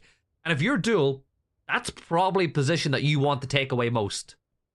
Yeah. You don't want to push down into Fate. Fate did actually get a third party, so they stepped out a bit further into the east. So got some damage onto the firefight that was happening over there. Didn't really face duel too bad, but they know that there's a threat to the south now. Instead, it's going to be more online for them to push into the north. No way is going to do a longer wrap. I wouldn't be surprised if maybe they stop on the hill that's going to be north of Phong Tun. That'll be a bit more comfortable rather than just doing the straight up push along the side of it and give them some potential paths. We do have the rice paddies that are just to the east of Phong Tun that are going to be eating so much of this space. My question comes into, what does X10 and Wit do? Poor Danny. He's just come back. He's got no weapons. He's got no armor. He's got really no chance when you consider that it's the athletes of Christ with the JS9 moving this way. And he even shuts him down. But that's the problem, right? You come back, you get blue chipped. You're never really going to get much of a chance trying to land inside a city this late into the game. And that's what happens. It's a free point delivery for the athletes of Christ. Yeah, this is now going to be Fate playing very aggressive into X10, trying to deny any regroup as much as they can. Hillsides don't really work that well, but the nades could connect in some fashion, get some damage out. Zinni goes for a pretty bold peek after, but Franks does drop back down to his belly. Now comes the third party because everybody in Phong Tun heard some shots and they want to get involved. Yeah, exactly. They're on the south. They're easy pickings as Fisher actually will find a knock on to pest control. That's looking a little bit further north in the compound in Phong Tun, so that's 2 teams inside Phong Tun going hammer and tong against each other. 12 teams left, 37 players up as Phase 4 gets ready to close, and I think Zenny is making the wise choice as a BZ is dropped right on top of Dream 1, and they've still somehow still have 2 players up, Matt. They've been in the wars. It's just been fight after fight, and these guys are scrappy. Respect where respect's due. They're holding it together. Duel coming down the hillside. Does get spotted by the New Gen All-Stars. VPS actually gets a knock on to sneak attack, and is New Gen All-Star is going to be the next team that walks into the ruin of everything that we've been seeing going on over here. They've got to get this firefight, but oh, Blazer, last breath, still alive, coming up back behind Duel at the worst possible second. Yeah, you don't want that as Bale Frost peeks over towards Penta, does a ton of damage, and Blazer, as you said, was Johnny on the spot with that nade. Down falls Iro, down fall Duel. And that frees up a little bit of space now for these 2 teams as New Gen All-Stars keep 2 players up. And last breath are wiped as well as Slabby from No Way picks up that kill. But, Matt, I'm looking inside Phong Tun, right? You've still got a little bit of a presence here from multiple teams, but I feel like you think about Dream 1. They're like those players who come off a football field at the end of the game, just covered in mud, head to toe. They were just dredged through it all game long, and they've still got people alive. I mean, they don't quit, and I respect it. They having to fight tooth and nail for every single point, and it's just been brutal and bloody and dragging everybody down to the mud with them. But if you can make it work, it's all you need to do. Wit also finding more successes on the outside. There's still 3 players up and alive. I have to be careful. X10 has spotted, and now looks like they're going to get a bit involved with their duo over here. As Wit with this very wide split has got to be very cautious now. Yeah, what it takes. 3 players up, bringing the fight now. In the edge towards the athletes of Christ. Tony will drop, leaving it all down to Haven, and he'll get the 1897 in his hands. Pops on up, finds one, dips back into cover once more. Marnes now, the last player up and alive and standing, and Dream 1 will look to pick up the pieces. That's a good nade thrown, a little bit of damage done, and the athletes of Christ are wiped as Dream 1 find their 4th kill of the map. It feels like they should have more, but you know what? They're lucky to still be on their feet. What it takes. They have 3. They'll be the next team to bring it towards Dream 1 as Marcis with the M2.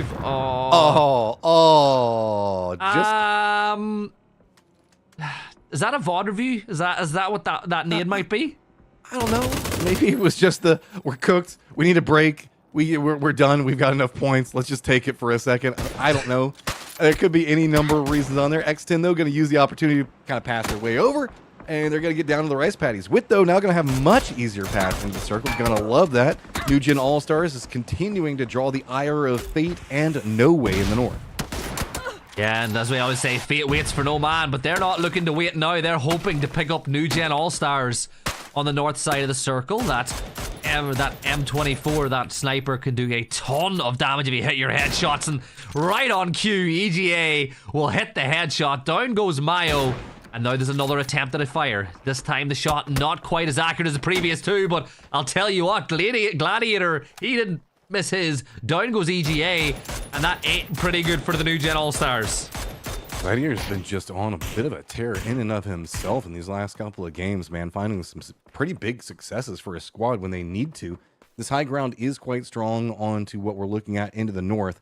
If we see the circle pop away from it, with mathematics, it probably will. There's going to be a very bad drop down into eyes from Fongtun from everywhere. So they want to try to weaken NA Fate as much as possible before they have to go. Look at the circle, Matt. Like, we're getting ready for that next shift, but it's Fongtun and Ricefields. Once this shifts, like, there's no way New Gen All-Stars stay in the circle. Like, there's no way. And then the question is, where do you go? Like, speaking of no way, they're probably going to get evicted now with this next circle pop as well. Like, Pest Control might be the only team with a really good position aside from AKA, and that's exactly what happens. So now, no way. They need to push in. New Gen All-Stars, do they try to get a couple of points on the Fates and maybe see those 3 points as the max that they can get along with the extra placement point they might find? Because I don't think NA have a car that's really able to move. Yeah, they've been fighting for quite a while against squads that have been kind of hunting them, so they're a bit caught out over here. Looks like Fate wants to use the opportunity to go for a gatekeep. No Way might have eyes more into the east. They're going to try to wrap down into the rice paddies as well. This looks like another awkward neighbor situation. The fight between these two squads going to continue, but much closer range. Gladiator's got a nade. How far does he manage to get it? Just a bit short, but should be getting some damage. Doesn't get the knock or the flush, but it's now Fate in some trouble. Next nade's going to come out from two different angles. There's nowhere to go. Fate loses another. Timothy, the last one up. Well, some people can't say that you can't change fate, but that's exactly what No Way are trying to do. Timothy, the last player standing now, as the flip vehicle almost lands on top of him. But No Way have tried to cut off NA, who were on the move as well. Slabby will fall as Balefrost will get his 5th kill of the map, but the nade will be a good rebuttal on the other side. EGA will drive by, but it's actually Conf who gets the knock on the Gladiator, as the two North American sides are just helping each other out here, and DNL and Lopez are in a world of trouble. This has just gotten way more messy than No Way wanted it to be. They thought that they could kind of sneak in, but Conf just playing this so bold for Pest Control. They're trying to take control of the rice paddies right now and make sure that they cement in almost full control over the circle. X10 down to the south going to be the only real competition. And yeah, they do have eyes on what's going on with Tim Fee, but Tim Fee miraculously survives just by being distracted. All the other squads getting caught up in what's going on over here. K-Mind now also coming in to provide some support. Yeah, that shot, though, from Franks on the other side will keep him honest, and Timfey probably getting saved by that, because I feel like if K got a few more feet further forward, you would have seen the legs sticking out behind the coop. You can see that that Pest Control looked like they have a BRDM as well, which will definitely give them a lot of help later on, but you'd imagine that most of these teams that are in and around Fongtun probably have a Panzer waiting and ready to go if that move does come, but this is set up on a knife edge. Like, this... I've not casted this circle before, Matt. I've casted similar ones to it, but there's just so many hidey holes. Yeah, this almost feels like Pozo is the best way to think about it. Whenever you go East Pozo, the way that it's all kind of set up, Pest Control has a great position and apparently a lot of tools still to work with. So have fun in the rice paddies. How good is the aim? That wasn't even on the screen. Bit too far. It's okay though. Makes him scared. Is he too far? Is he too close? Like, I don't think that you can get it that far. The circle keeps Pest Control happy once more. And, well, X10, normally if you're in fields and you're trying to push in, you'd say no chance. But I think that there's quite a bit of, like, a couple of well-placed smokes, and they should be able to get close to Raise Ave without necessarily falling. Did they manage to math it up a bit better? Yes, there we go. Yes, they did. K-Mine, pop, slopes. Follow up, expecting everybody to retreat. Nobody really goes onto that angle, so at least another knock. That's more meds and armor burnt. Do we have another follow-up? I think we do. Oh, almost. Anyways, Joshy's going to get to work here for Pest Control. He gets the lock on the Mars. This is what it takes. Goes head-to-head with him now. Hot and spicy, looking to confirm out that kill to weaken their enemy going into the later game. Marcis will crawl through the smoke as Morns will attempt to go for the res. X10 using all this action as the perfect distraction for them to rotate into the circle now as well. But Timothy is still right close to the action. But Matt, this is an urban finish. This is going to be right into the mixer. This has gotten really crazy because Solos has big influence on what could happen next. Comp also just trying to make sure that he keeps influence against No Way Round. Good spray back into the smoke. Just got to keep himself into a good spot right now. Doesn't like the blue zone, so going to retreat it back a bit more. So much control right now for Pest Control to really deal with how they want to, but they're having to surrender over a lot of Fong Toon to be focused in on No Way.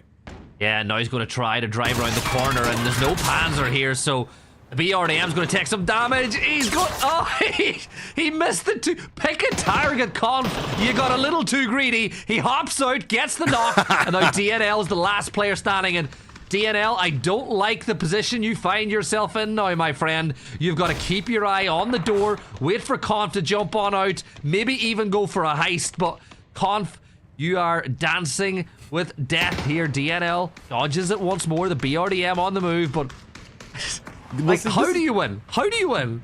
What you're hoping right now, if you're DNL, is the fact that Conf is going to jump out and try to fight you, and maybe you can steal this away.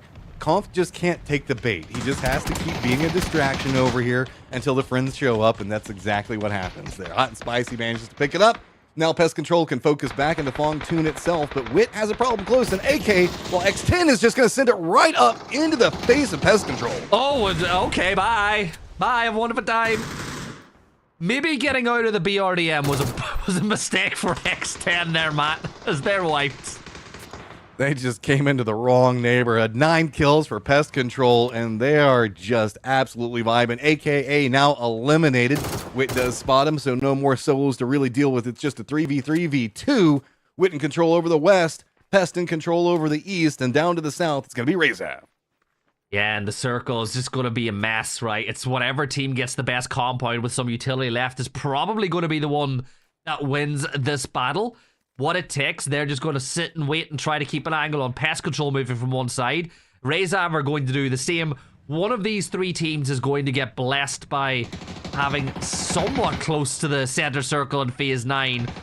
But look, it's so hard to call, because when you get into these urban finishes, Matt, numbers don't seem to have as big an impact as they have in different spots. Like, what it takes could easily win this, despite the fact they're the team with the lowest numbers. It's about passing options that you have to go after with the other teams, and as teams keep counter-moving around, they're trying to deny that. You can see that there's a lot of small cover pieces. You want to try to line those up so that way you get the most control over angles, and people can't use those to assault. So now that we're getting a little bit more of a high ground, thank you so much, spectators. You can see the walls the way that they're set up. We have these hay bales that are kind of intermixed between everything. That makes this a very dynamic area to play. It almost is just, it's like we've shifted back just to just pure FPS. No battle royale. You just got to win your firefights in contained corridors. It's just a deathmatch map, right? This is basically what we find ourselves in now. And I love the move by Flaws to take the yellow building. By taking that building, it's probably the one closest to the center of the circle that Razav could get. And now you can hold what it takes, because phase 9 center points, right? So we know it's going to be those kind of little beehive huts, I suppose you would call them, in the center of the circle. That'll be the center point. And Razav are just going to play the high ground, right? With Viraz up on top of the high ground, with Fisher here the same.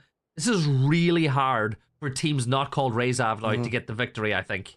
Well, yes and no. Yeah. Because the way that it's set up, you can see that there's not a lot of support from Wit's angle of approach. They can actually take a couple of these as 1v1s if Razav plays this a bit too aggressive or goes for some peaks that maybe could be punished. I think that V-Flaw is starting to see that. He's retreating back.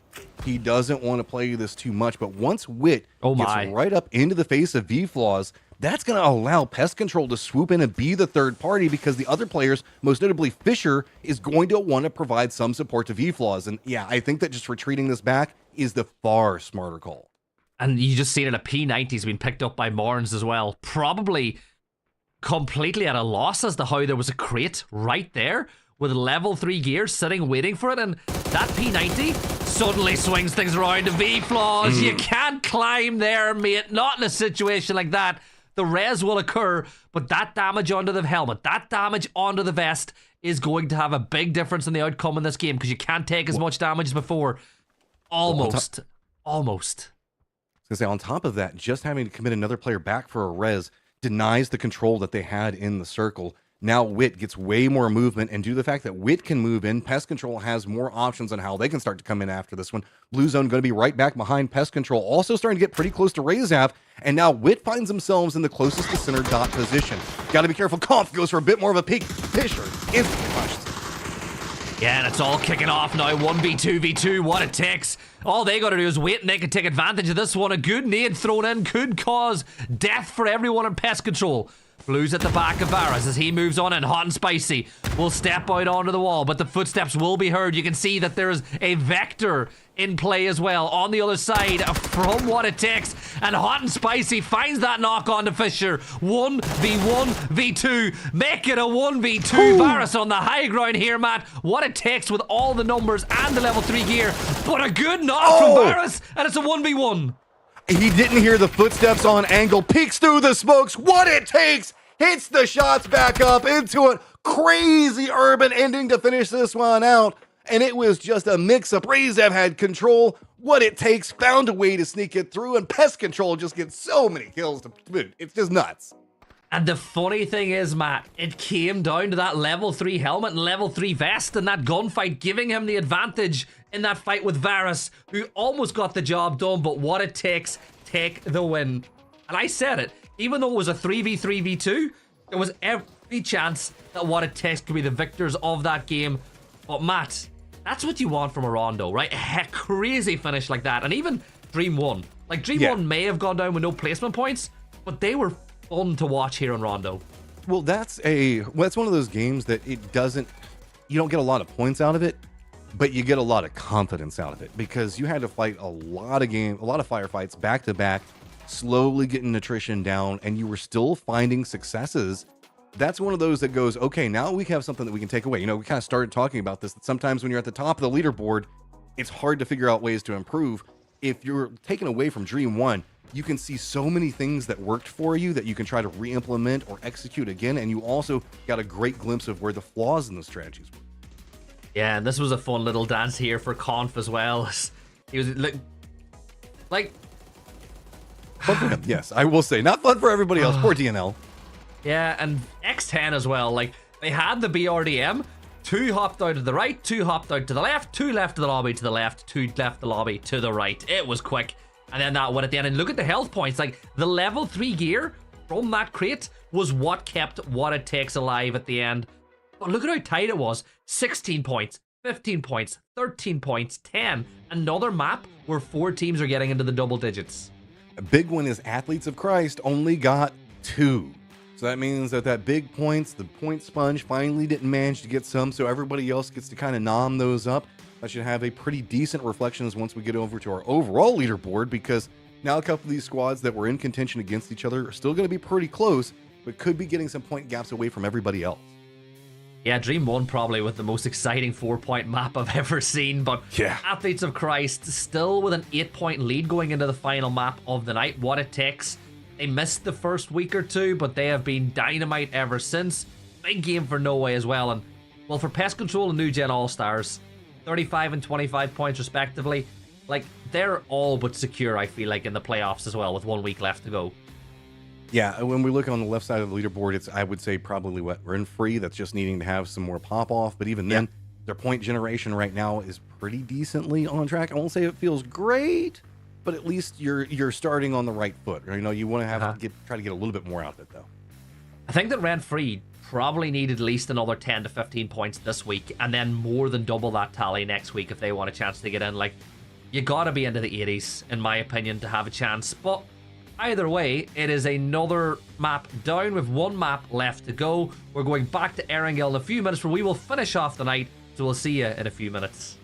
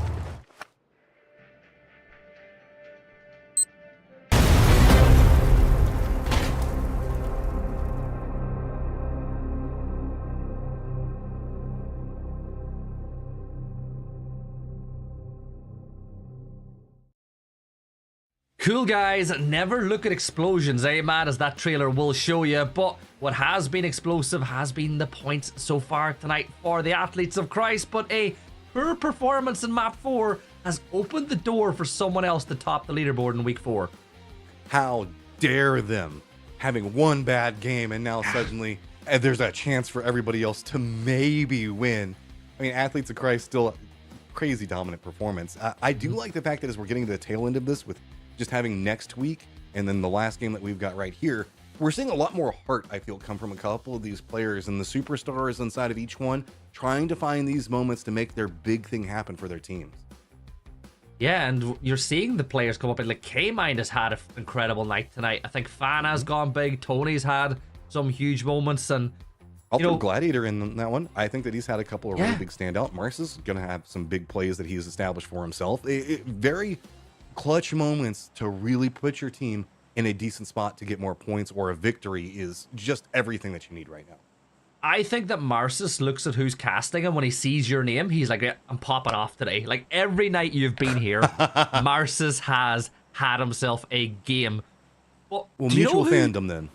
Yeah, do you know who I think's been trying to get the ring rust off tonight and we've not really seen the best of him is the Bizzler, Richie B. Like, he's a player that I rate up there with the top players in North America, right? I think he is so talented, but you can tell that he's not really been playing a lot of competitive in the last few weeks, that we've not seen the real version of him. But whenever it clicks for Bizzler on a server, he's really, really difficult to take down.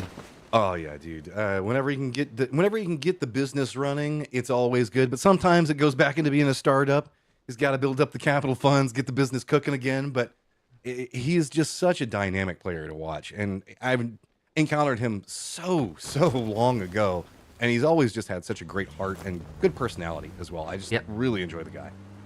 I think there's some things in a game that you can like learn, and then there's some things that you can't. And Bizzler's one of those players that has this clutch factor. Like in 1v2s and 1v3s, he's just hyper aware of his surroundings and how and where to move to give himself the best chance to win. And I don't think you can teach that. You either have it or you don't.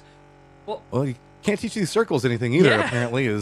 This is really weird. And then we also have a vehicle chase going on. This is kind of just how the circle is set. So rent-free, having to deal with pest control, just kind of roaming around. Honey Badger just doing what honey badgers do and not really caring as he's taking a couple of pot shots to go, hey, please, just go away. Leave us alone. Did you see the huge 5 damage headshot from the shotgun there? I mean, hey, if it was me, somehow it would have instantly dropped me out of the car. That's just how shotties do me. Oh, look, he did enough, right? You turn them on tail, pest control on the move. This has been a good night for them. They're currently on 35 points. A top spot is not within... it's not impossible whenever you're 24 points behind top spot in the last map, but you'd imagine every team above you will pick up quite a few points as well. But the map stream, Matt, we have to talk about it. It's one of those 30-60 circles where you've got the Millie Island on the south. There's weird, wacky worlds where it does kick up north again, but you're looking at Rezav. They're way up in Severny. You're looking over at Primo at Dream 1. Like, what rotates do these teams make to get into the island? Like, if I'm Dream Circle 1, 2. That's what you do. I'm boating. If I'm them, I think they could boatate and get into the ferry on the south of Millie Island and kind of build their game from there. I mean, you could. Whenever I see circles with bridge in them like this, I've just been bait and switched too many times. I mean, we just saw one in PGS that was pretty similar to this. Yep. You feel like it's going to go south. You feel like it's going to go north because you know the way that land ratio works. But until we get to the point where land ratio actually starts applying, it doesn't matter. And you can get some really nutty circles. So if I look at a circle like this now, I just go, I'm either going to get there fast because I'm close, or I'm just going to wait for circle 2 and let everybody else fight around it. And if I just get taken out and rotate on circle 2, too bad, so sad. Circle just hates me. How often do you see teams, like, on a circle like this, park up somewhere like East or West Coast or Death Road and just have 13, 14 medkits and just wait to phase 4 to cross that bridge? They're like, right, we're just going to wait and wait and wait. And then we're going to... Dream 1 are making that rotate that I thought they would, right? Like, get into that South Ferry Pier. You've got the boat. If things go bad, you can move again. If I'm Team Fate, I really hope that they don't drop on top of tower where What It Takes are. What It Takes hope they do, but I hope that they don't assume that that space is free this early. I'm going to guess that you would probably go for a Novo drop if you're coming in. You would see the fact that the way it's set could be pretty fine. Rent-free and pest control, still just mortal enemies from the get-go this game. Is that, what else are you going to do? I mean, this is just kind of harassment and jockeying for, I guess, potential momentum in later firefights. That's really what we're looking at. Yeah, and sometimes just teams are gravitated towards each other, right? It's like you've got some teams that just constantly seem to be fighting.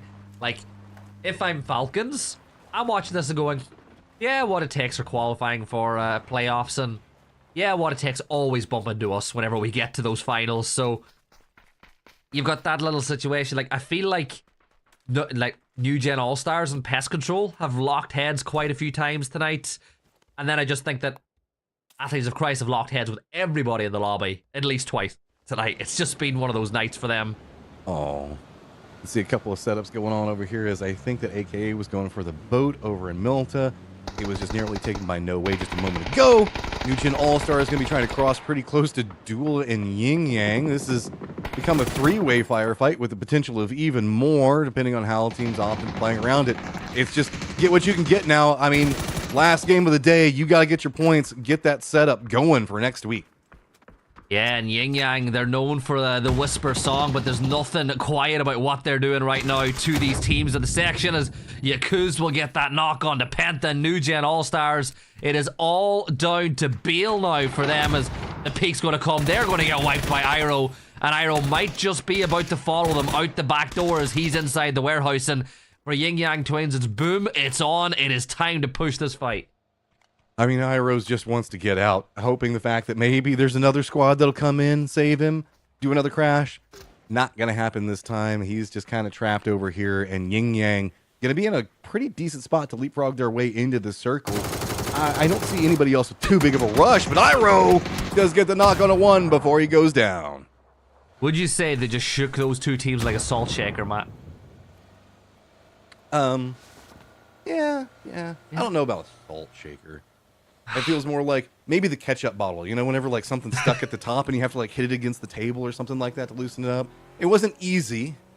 They had to work for it a bit, but I mean, 5 kills still feels pretty good. Yeah, 5 kills and not a successful bridge camp. We spoke about it. Wait, don't cross the bridges too early. Yin Yang knew the traffic would eventually come their way, and they are able to pick up the points for it. Elsewhere, you've still got Pest Control and the rent-free up around George still holding that spot. Rezav still have players up inside Severny. Again, I think they're waiting for phase 2. And like you're looking right, Tempest, Athletes of Christ, AKA, all these teams are hanging on to the north section of the circle just to wait and see what happens, right? They know that it's probably going to go south, but you never know. Just wait and see what happens. Patience pays off in circles like this. Is if you go for the gamble and rotate, look at what's going on. What just happened right here? 2 squads already eliminated just in this firefight that's not even in the circle. So this is very well read, and I mean, no big rush to actually have to go through. And even if you do, if you're Yin Yang, you can just jump to the other side if you want to continue the bridge camp and still be in the circle.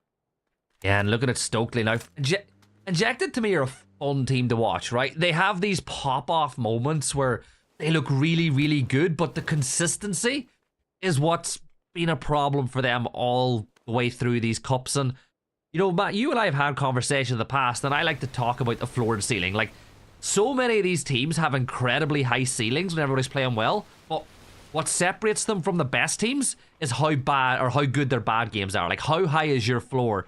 And I feel like Injected really need to raise that floor. Team Fate, though, they might be about to raise the roof if they're able to wipe AKA off the map with the angle they have. But Lip is going to be the first one to find a knock. Ooh, Fate finds themselves in a bigger problem than they thought. Nade's coming through. AKA was, I think, in the way more vulnerable position. They were caught out in the open on the beach, and just beautiful shots get them what they want. But at range, it's going to be the radio tower and Wit just throwing a couple of shadow bullets down, see if they can steal something away. AKA now can't continue the push that they want, but they really at least want to get Tim Fee. Yeah, let's take nothing away from how good those shots are from What It Takes as well, as Lip is going to get rezzed here as Marcis will just continue to send 5.56 rounds down range and hope for the best. Danshin was moving it as well to maybe help up, and oh, that's a big nade from Danshin. He finds Timothy, who was brought back up onto his feet, but what it takes doing a lot of favors to Fate. Dream 1, they find Lopez on the move. That'll be a point confirmed for Team 1. Another one on the board, making it, what, 17 points on the night now? As that smoke should allow the res. We also have Razev that's bumping into Pest Control. Somehow Pest Control still bouncing into another squad as they still have Rent Free that's going to be back behind him. AKA putting in work on Fate right now. Timothy just barely alive, trying to get himself back up. Zinni's have all the pressure that he's having to contain. Timothy finally gets his meds back up, but high ground now been surrendered over to AKA. Yeah, AKA doing a phenomenal job of taking the spot away, and Timothy's isolated here as well on the other side of the circle as the gas can has been put down. It's going to get thrown actually to control the retreat. Timothy will find the knock, but he's traded back by Danshin on the other side. Tater is down further away, so there's nothing he can do, and it's all down to Zenny. And I think that Zenny has got a lot of work to do if he wants to hold it. He'll pop the gas can. That'll at least stall the push for now, but you feel like Zenny, your best option is to just fall back. Retreat, retreat, retreat. I mean, Novo has just got so many good hidey holes. You can at least survive there for a while. The circle's popped. Lean the Novo side of it. Wit's going to be absolutely ecstatic having radio tower as well as satellite. That's just going to be to the west of it. The south, we have what we saw going on with Dream 1 as well as No Way. A lot of squads up to the north now going to be bumping into each other on that bridge. Looks like Tempest, Last Breath, Athletes of Christ, and maybe even Pest Control all could be coming back around that bridge. Yeah, and back the other way, Gladiator, one of our players that you highlighted before this map as someone who's really impressed you. He's got No Way on a rotate here on the very southern edge of Millie Island as they've made their way, and Dream 1 did too. The circle did kind of close up on the spot as we expected, but DNL with the scar, with the red dot, 31 rounds in reserve with his way in. That could be a problem for them, man. Like, where are they going to get the ammo as we jump back in? Fate have got 2 back on their feet, and Lip will sprint around the corner against 1, and Zenny will trade it back. He's in a 1 versus 1 close range. Can Zenny get it done? He tries to confirm the kill, but Fate are eliminated. That was just Zinni running out of ammo at that point. He realized that he just had to get what he could there, so he's probably going to go down. Red zone going to be popping right on top of Radio Tower, as well as getting some high ground friends right on top of him. Now just having 2 players alive, the low ground position, really all that they've got left to work with. I mean, high ground position, really all they have left to work with is X10. I mean, they just jumped into this and stole it away. Kalnix gets style points there, by the way, for that kill on the sneak attack. He sprinted across, jumped, hit the handbrake, and absolutely obliterated him from the high ground. Santi coming under fire from Morans now, who's trying to hold X10 spot. Remember, what it takes are trying to regain top spot away from the Athletes of Christ. But as I say it, Athletes of Christ add a couple of more points to their already impressive tally as they are on a battle now with 2 players, 3 players actually, on Millie Island. Haven just making the crossing. Arnson throwing the nade up a bit wide on the opposite side. Might see another follow-up in one moment. X10, they don't have to really push this in time. They can play this slow. They've got the high ground. Really, if anything, Wit might have some problems back behind him the longer this goes on, but that's not really happening just quite yet, as AKA is just kind of doing some damage control back over there. X10, while they did make this landing, it's kind of gotten quiet in a lot of the other places. Pest Control now looking at Last Breath, who's trying to cross the bridge to the west. This is going to be way easier, but we do have, again, the fight that you were talking about going on with. It's going to be at Yin Yang and Athletes of Christ, now making the push across the water. Yeah, Yappa, the last player standing too, and he's just on the roof of Grandma's house here, trying to do his best to just hold back the never relenting pressure, I should say, from the Athletes of Christ. He tucks himself inside the kitchen, not going to be able to cook up too much from this spot though. If an angle is gathered, the circle will shift away.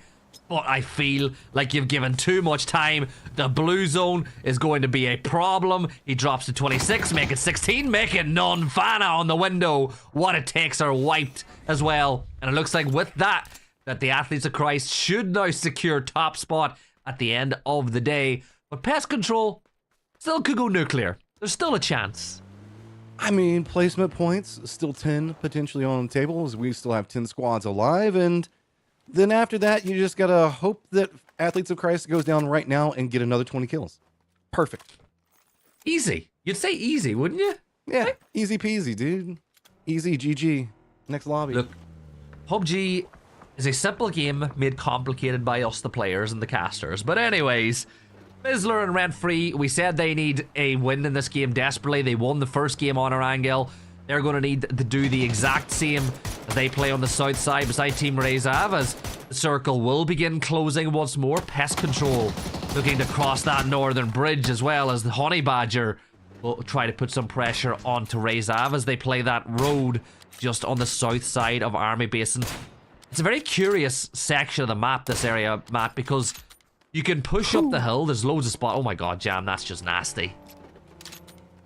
I keep on going. You got a thought. Don't get distracted by cool shots. I do it all the time too. I'm distracted by the clip, the ammo clip that was just floating in the air there.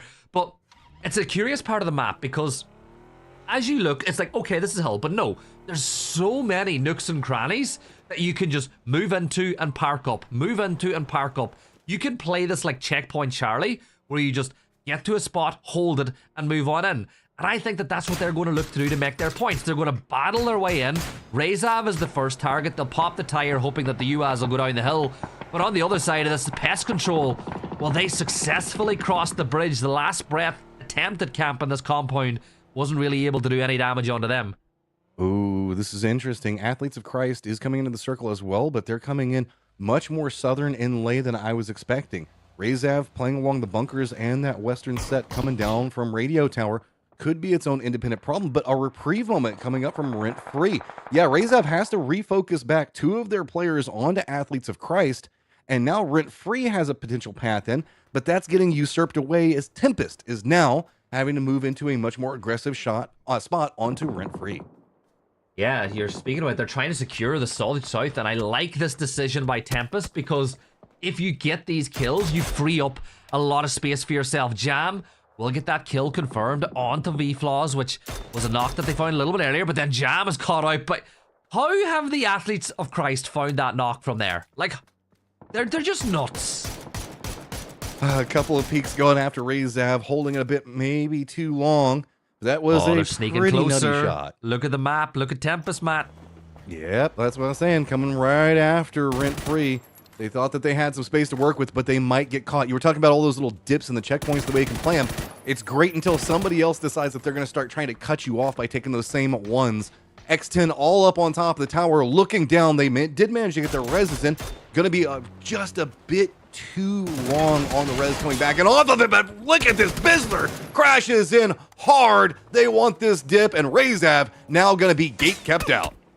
He's created his own little Eiffel Tower there between those two UAZs as well. That'll give him a little bit of cover as the pressure still comes from Tempest on the other side. Rezav, they're just going to take the road. They're going to rotate in and try to leapfrog them and play a little bit later inside the game. And the further they go, the more likely they are to run into Dadbuff, who's on that compound by himself. And you can just see, if you've got the map stream open, guys, that Tempest are trying to read it and continue to wrap around. There's a game of chess being played by all of these teams on the south as they all battle and vie for position. Tempest has to stop off on point that they're playing from. They do have one of their players already inside the circle. That's going to be a good containment angle. Rezav doesn't really have too much more that they can work with. They're just having to push more aggressively up to the top, as it is just going to be Fisher hiding out over here all by his lonesome, eyeing on what's going to be going on. Athletes of Christ did actually push into the road just underneath of Radio Tower, so that could spell problems for X10. Yeah, the Athletes of Christ as well. They're not the sort of team that are just going to sit there. They're going to actively be a problem for you. You know, with X10 being able to bring the blue chip and get their teammate back, there is going to be plenty of loot there with the fact that you died there yourself.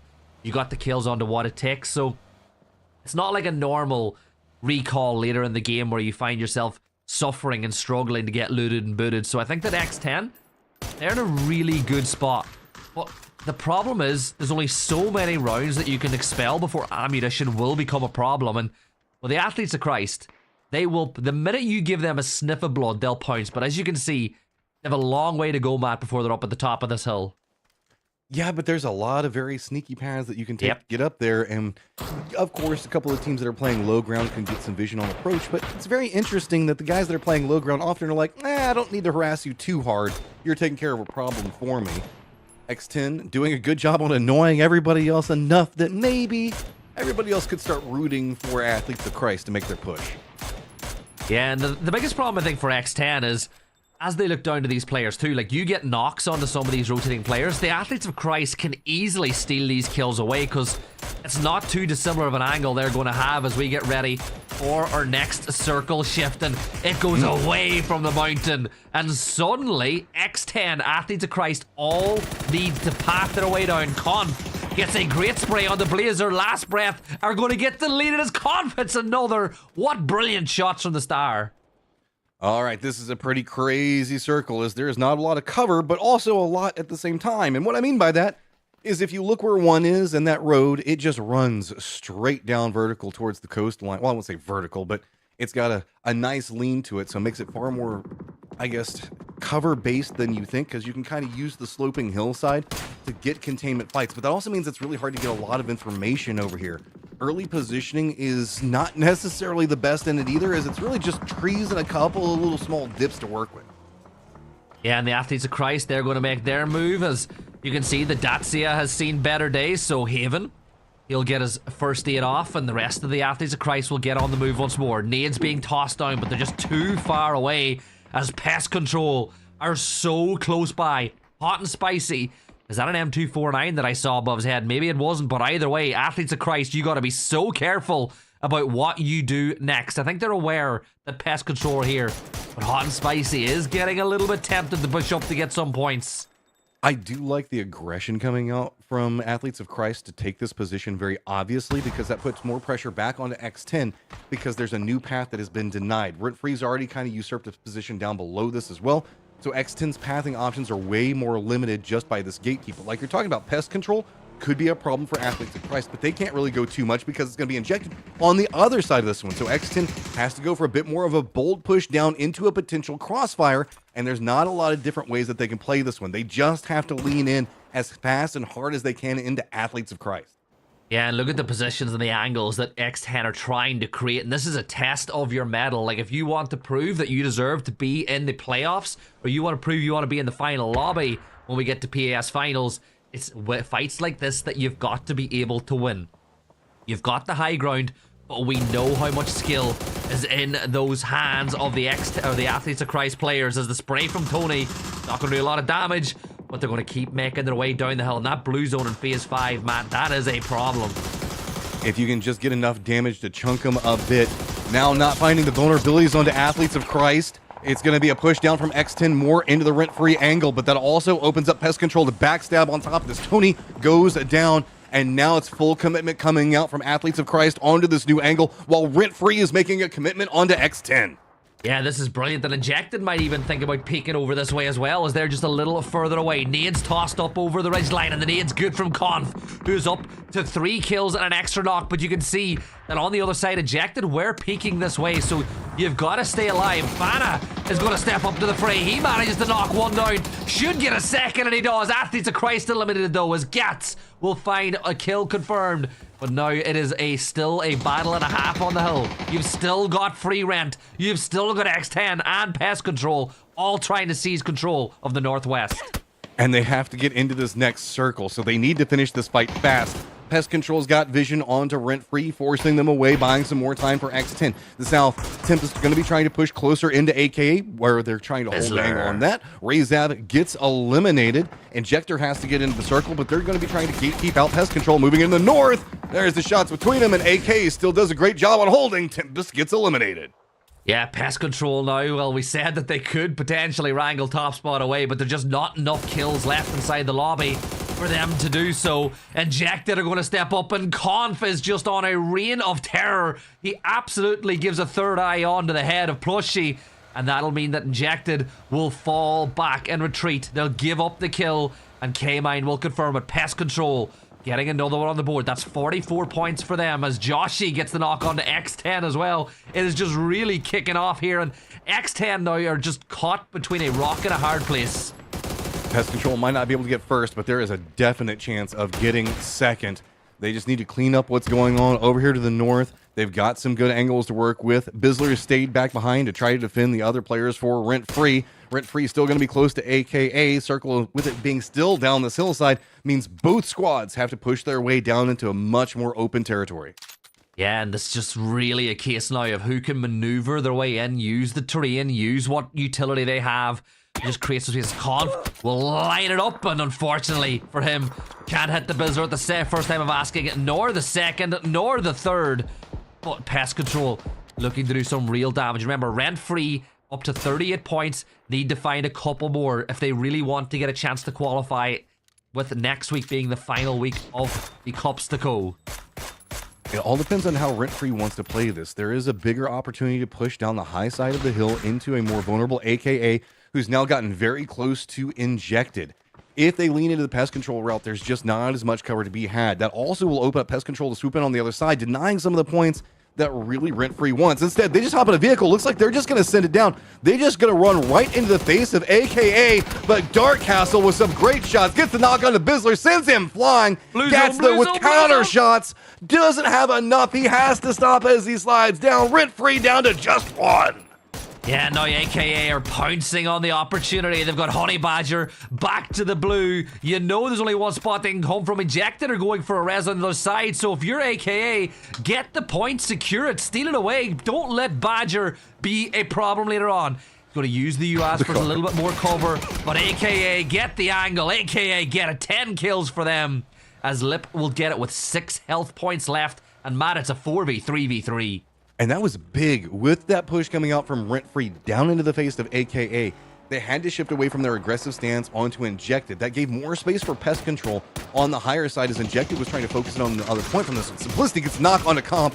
That's big, dude. That guy's been on a massive run so far, but look at the counter push onto that one. Joshy gets one, Hot and Spicy gets one, and the punishment was instant. Yeah, M249 on the high ground. It's not really something you want to work against an Injected. Well, it's going to potentially be a third place finish on this map for them, but 22 more points will help them as they try to qualify for the playoffs. One player left alive. They know exactly where he is, but you don't want to, like, here's the thing. Pest Control now are playing this smart. You don't want to give Stokely a knock. You don't want to give him a flush. You want to just wait and let the circle bring the kill to you, and that's exactly what is going to try happen now. He's in the Datsy. He's on the move. He's going to the blue. Oh, the blue gets it.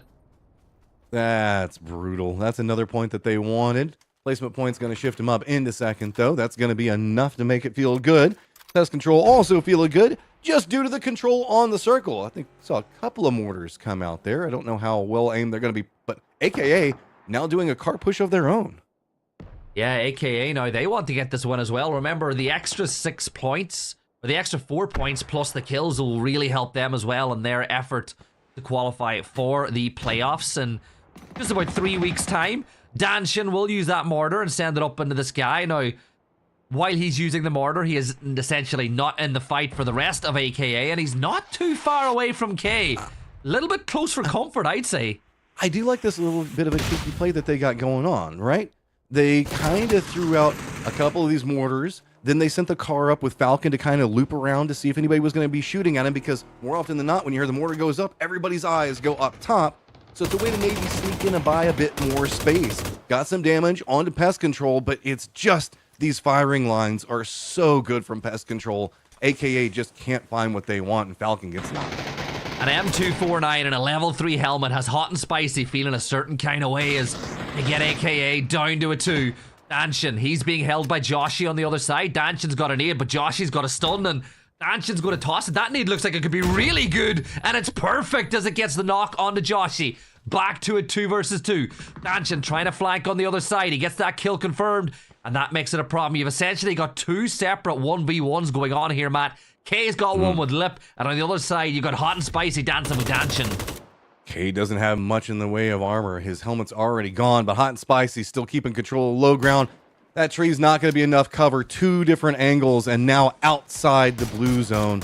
This is going to be its own problem as it slowly creeps in. 20 more seconds, and it's just going to be a few more before the blue zone starts to touch him.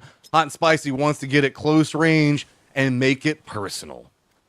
Yeah, the M249 is going to give it a little bit more time, but I think for Pest Control, There's just no... Do not give away a stupid knock. Do not give away a chance to win. That kill will be confirmed on the Danchin now. That's kill number 11 as we go to the tri-cam. Is this like, what do they call it again? The Sunday show with Alan Hansen on NFL. But K-Mind will do some damage on the side. Lip steps on up. Pest Control get the win. And it is 22 points on the board. Big game, a very versatile set of plays coming out from Pest Control. Doing a good job on holding what were some very weird angles and a very awkward in-game whenever we see it over there on that hillside, because you end up wrapping into so much blind fortifications, setups, and teams, but they just feasted off of it. Yeah, and I think it's just good from Pest Control, right? Keep picking up points. Make sure that you're there whenever the playoff picture is going to be there. I think some teams actually get a bye as well, depending on how their performance is.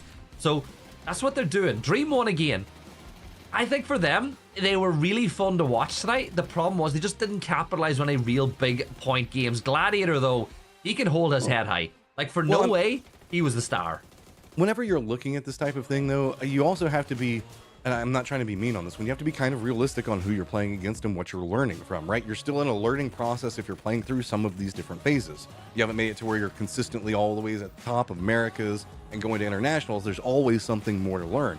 This is a great day of learning for that team, and I have no other way to say it. This is one of those like great times where you can really start to figure out what you're made of and how you want your team to function. Yeah, and I think that some of those teams were playing at a different level, right? Like, you've seen big plays from Hot and Spicy. I think that if you look at Pest Control, they can be happy with what they put out there. New Gen All-Stars, again, doing just enough to keep themselves up around the top. But again, I think we're seeing a level of dominance on the night from Athletes of Christ, where they will win the cup again for what feels like the third or fourth week in a row. But again, we're seeing so many teams just pick up points. Like, this week for Duel has been a week to forget. It's not been the best, which is interesting because they have been very involved and they were making smart plays. It's just, you talked about not being able to capitalize off of it. It just feels like they couldn't get what they wanted out of the firefights, and their positioning was pretty good, but sometimes it was just the third party, sometimes it was just the circles. Sometimes you have to write it off, but then at a certain point, whenever you look at your overalls for the day, this isn't it. There's got to be something else happening. Yeah, and then we'll look at the overall leaderboard, like 39 kills and 44 kills for the top two teams respectively. Just goes to show how good they were at speaking with the barrel, what it takes, and another very solid night for them. And Rent Free, I kind of said that they would need around 40 points tonight and maybe more next week to qualify. Are you happy with what you saw from them? Like, do you think that today was just about getting the rust off and there's a way more in the back pocket if they qualify for next week's cup? Like, how are you feeling about what Rent Free put together today? I mean, it's the first weekend. They're having to play catch up as far as rotations go, really try to figure out how they're wanting to be playing all of this. They wanted more, let's be honest. We're not going to argue that, but I wouldn't be mad at the performance as we look across this one, because, I mean, there is enough to buy something out of it as long as next week's good enough.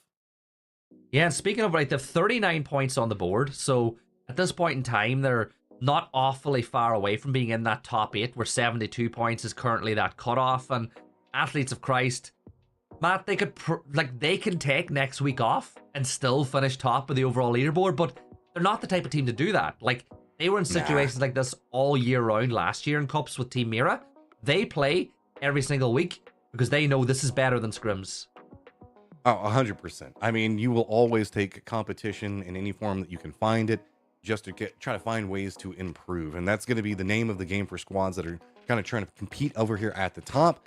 And Athletes of Christ is a big statement right now. You talked about they've got a lot of history on this squad as far as on international fare, and really starting to kind of mix it in a bit more as well. So this is an upward trend for them that can just get bigger. And the question comes for everybody else: how much of the pie are they going to take? Because at the end of the day, a lot of these squads really want to just get some breathing room away from the rest of the pack. Yeah, that is right. And remember, there is one more cup left before we find out who our playoffs teams will be. Remember, just below, scan the QR code below to give your thoughts on what's going on in PGS at the moment, where Matt has been commentating phenomenally, as always. But use your QR code, give your feedback on what you think of PGS. There'll be another QR code in the bottom where you can sign your team up for the final cup But Matt, what are your kind of thoughts now as we wrap up what is the fourth out of 5 weeks of cups? I mean, you gotta say, Athletes Christ, good, very good. Pest Control, finding more and more successes, though. It feels like they're synergizing a lot more. I also just like the overall strength of the lobby. Feels like it's grown exponentially.